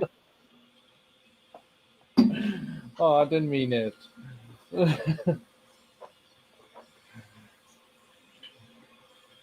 I wish I was 25 again, and damn, I was skinny then. What, so you could come on here and insult me as a young person? No.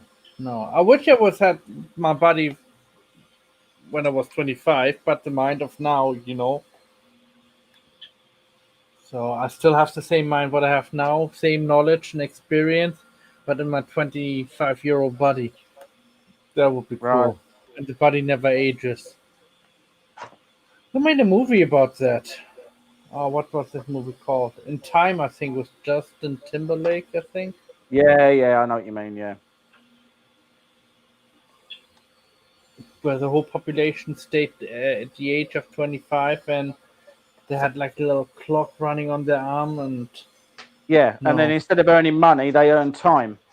Yeah.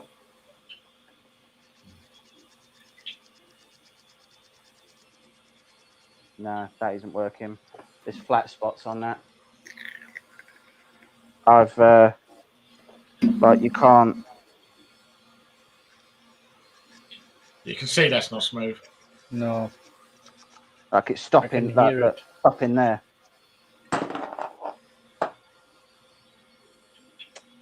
That's upsetting. So the question is, though, is why? Is that just because there's too many? Is there too many balls in that now, and it's causing? Or they're damaged now.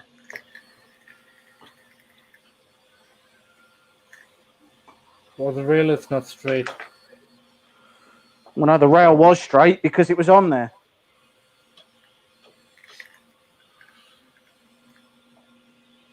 What I meant is that the rail might be slightly have a tiny bend in it.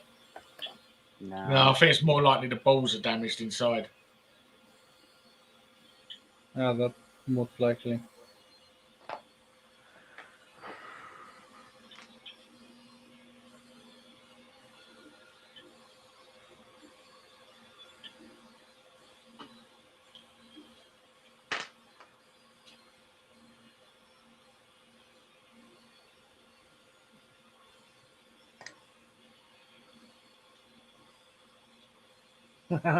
Oh, thanks, babe.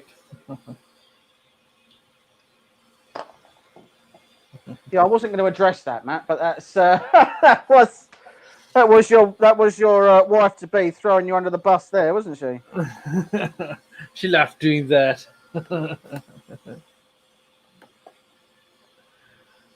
Makes me feel like the only reason she's marrying you is out of vindictiveness. Yeah, she's only marrying me for my body, you know. Good Lord. That was a scary laugh, Matt. I'm sorry. That was a real evil genius laugh you did then, Matthew. No, my real evil genius laugh is have like... to buy my real estate because I'll have flooded Los Angeles.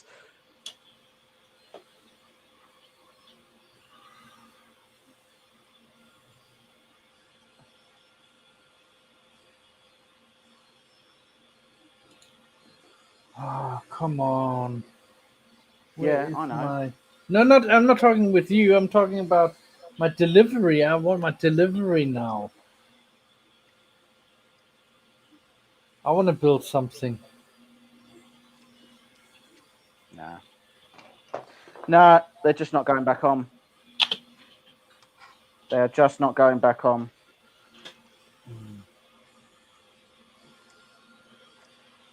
So I suppose really I've got two options. Either I buy nylon ball bearings that are the right size for this, and then we take out all of the things and try again, and literally reball these, or we buy new rails, which seems like an awful large expense. So I think what we're going to have to do is figure out the size of the ball bearings that are in here and go from there. We'll probably be able to get some on Amazon. I've reballed these before, but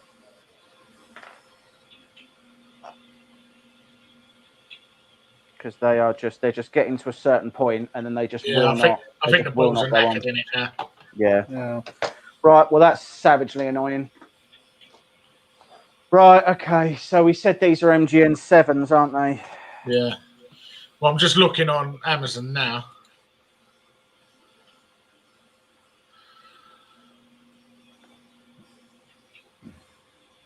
They have got MGN 7s, but not due to come till like Thursday or Friday. Well, we don't need new.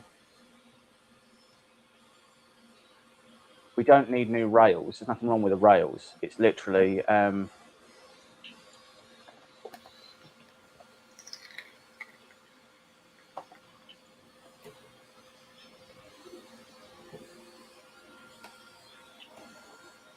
a chart here?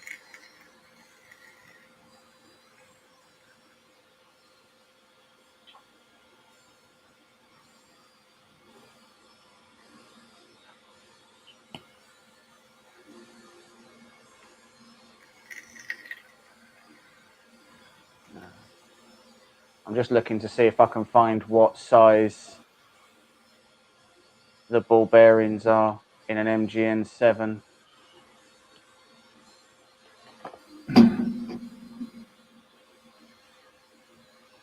A white cat. You got a white cat. We don't need another white cat.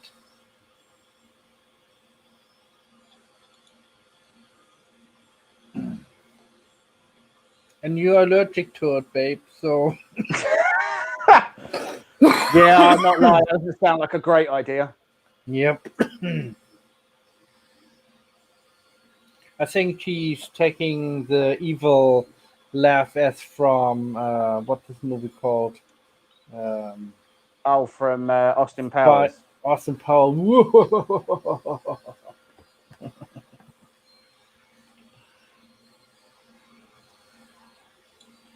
And guess what? When I was single, those pickup lines don't work.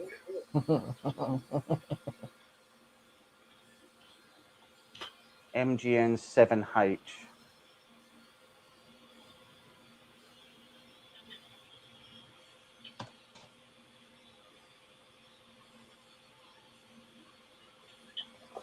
$150 they're meant to be.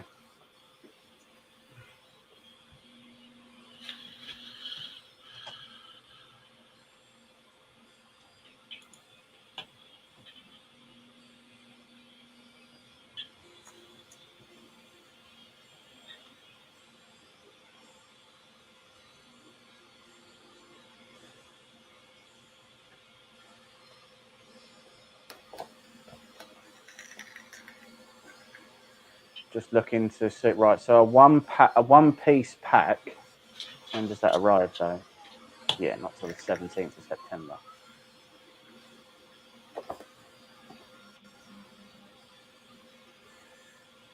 Currently unavailable, great.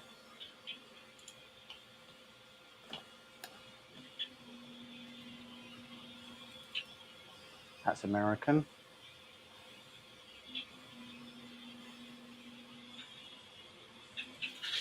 That's ended. Oh no.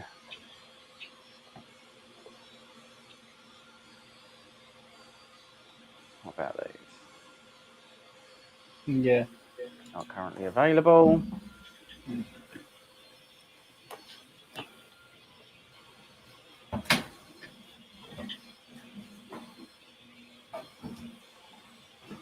That's American. Actually, I did print a lucky cat.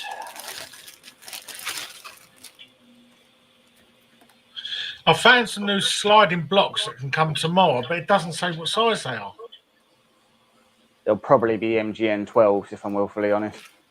Doesn't say.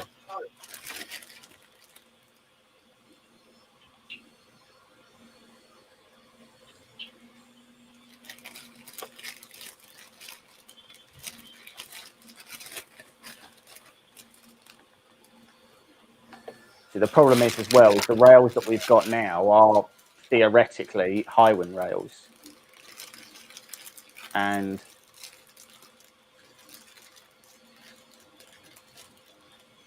If we buy direct from China, then they won't be.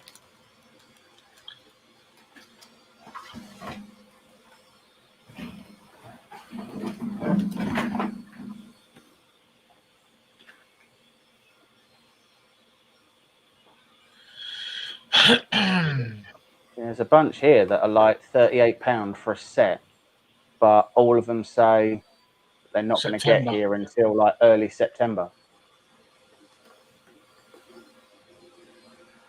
And nobody, for whatever reason, there's one here at Hobby Store, which says it's Hobby Store UK. Ah, what's this one? Linear rail rod, 7mm width. £8.29. Get it tomorrow. What length are they?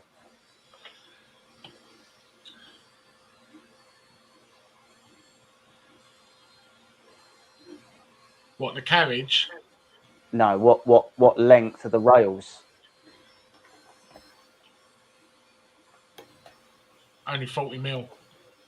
Right, well I need 150mm, so that's not that's not helpful. No, what I'm saying is you reckon the rails are knackered as well? No, but if we take them off, if we take the carriages off of that rail, and then we try and put them on the other rail, we're in exactly the same situation we are now.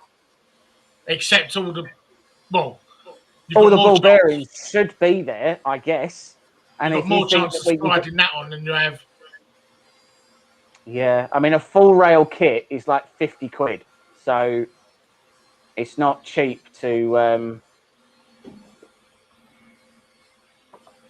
see Hobby King there. I suppose technically you could actually just buy the MGN 7 blocks. So if you just wanted an MGN 7H block, I wonder if you could get a couple of those and they would come from... Try this.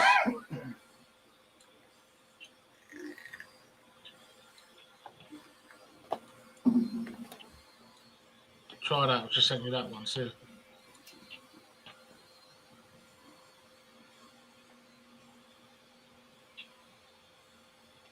So you rep wrap do one. Hold on.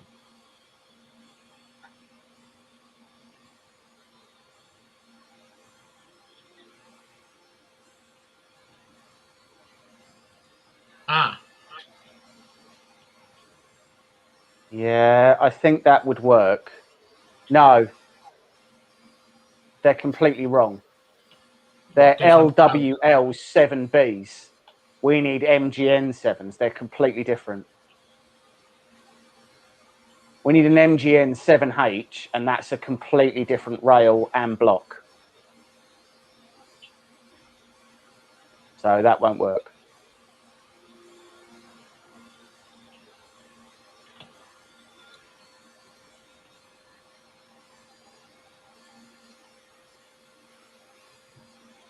See, I found an MGN 7, but it's not just, I don't think it's not just an MGN 7 we need. I'm pretty sure we need an MGN 7H. Otherwise, it's not right.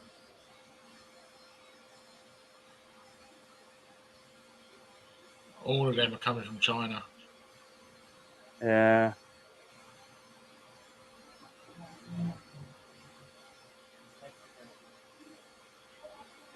Just trying to find somewhere that's... See, this one stocks them, and that I think that ships from the UK.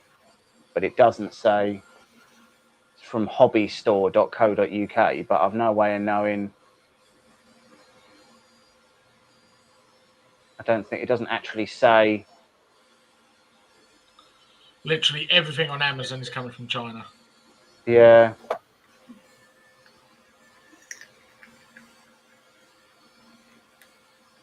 Shipping's $15.99. But is it coming from the UK?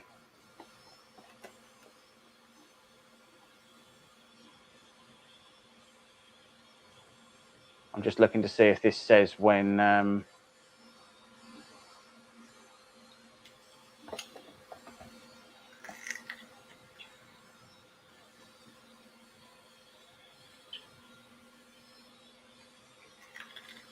if this says when it'll actually get here.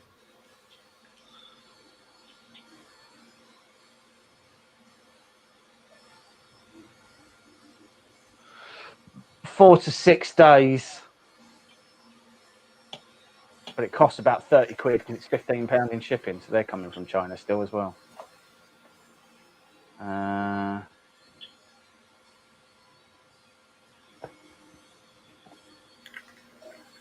That's coming from America, so that won't work. Grando UK. MGN 7H.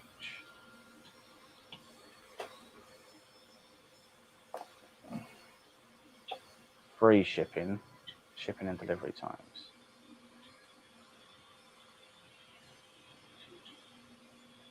Yeah, no, they're coming from China.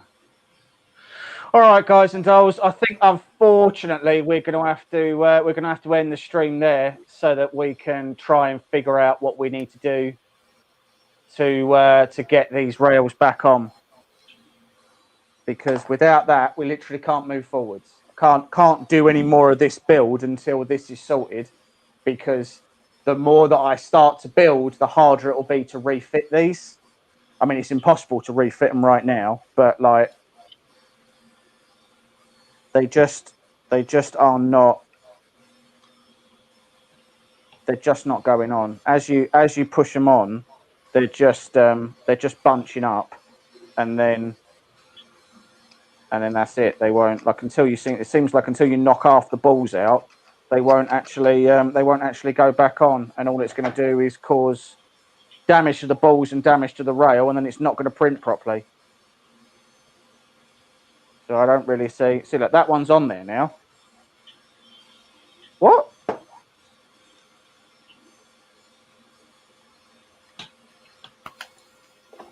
Oh no.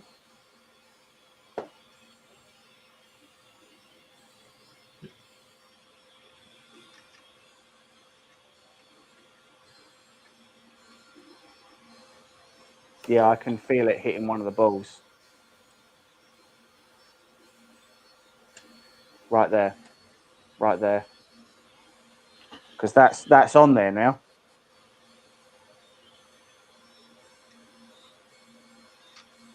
But that one now won't go on.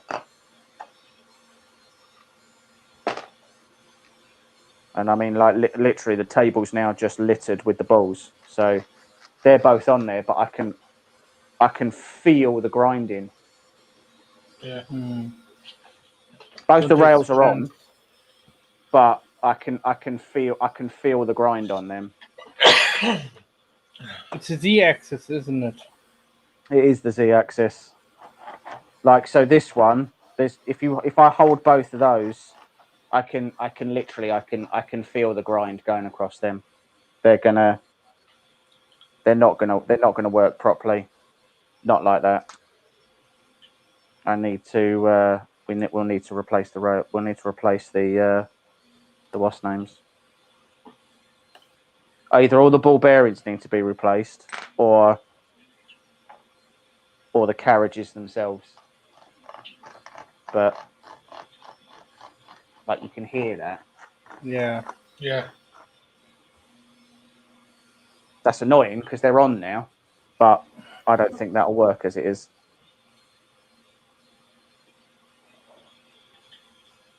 I mean, when I say there's 15 You'll never balls. get accurate movement with a Z on with them like that. No. It'll be garbage. Right, okay, guys and dolls, we're going to end the stream there. That was a bit frustrating. Sorry about that. But we'll crack on and try to get new carriages. Once we've got those, we'll come back on. We'll come back on in the next couple of days, and we'll carry on with the build. Sorry about that. Thanks for joining us. Thanks for sticking with us for the 2 hours that we've been piddling about with that. We'll see you all soon.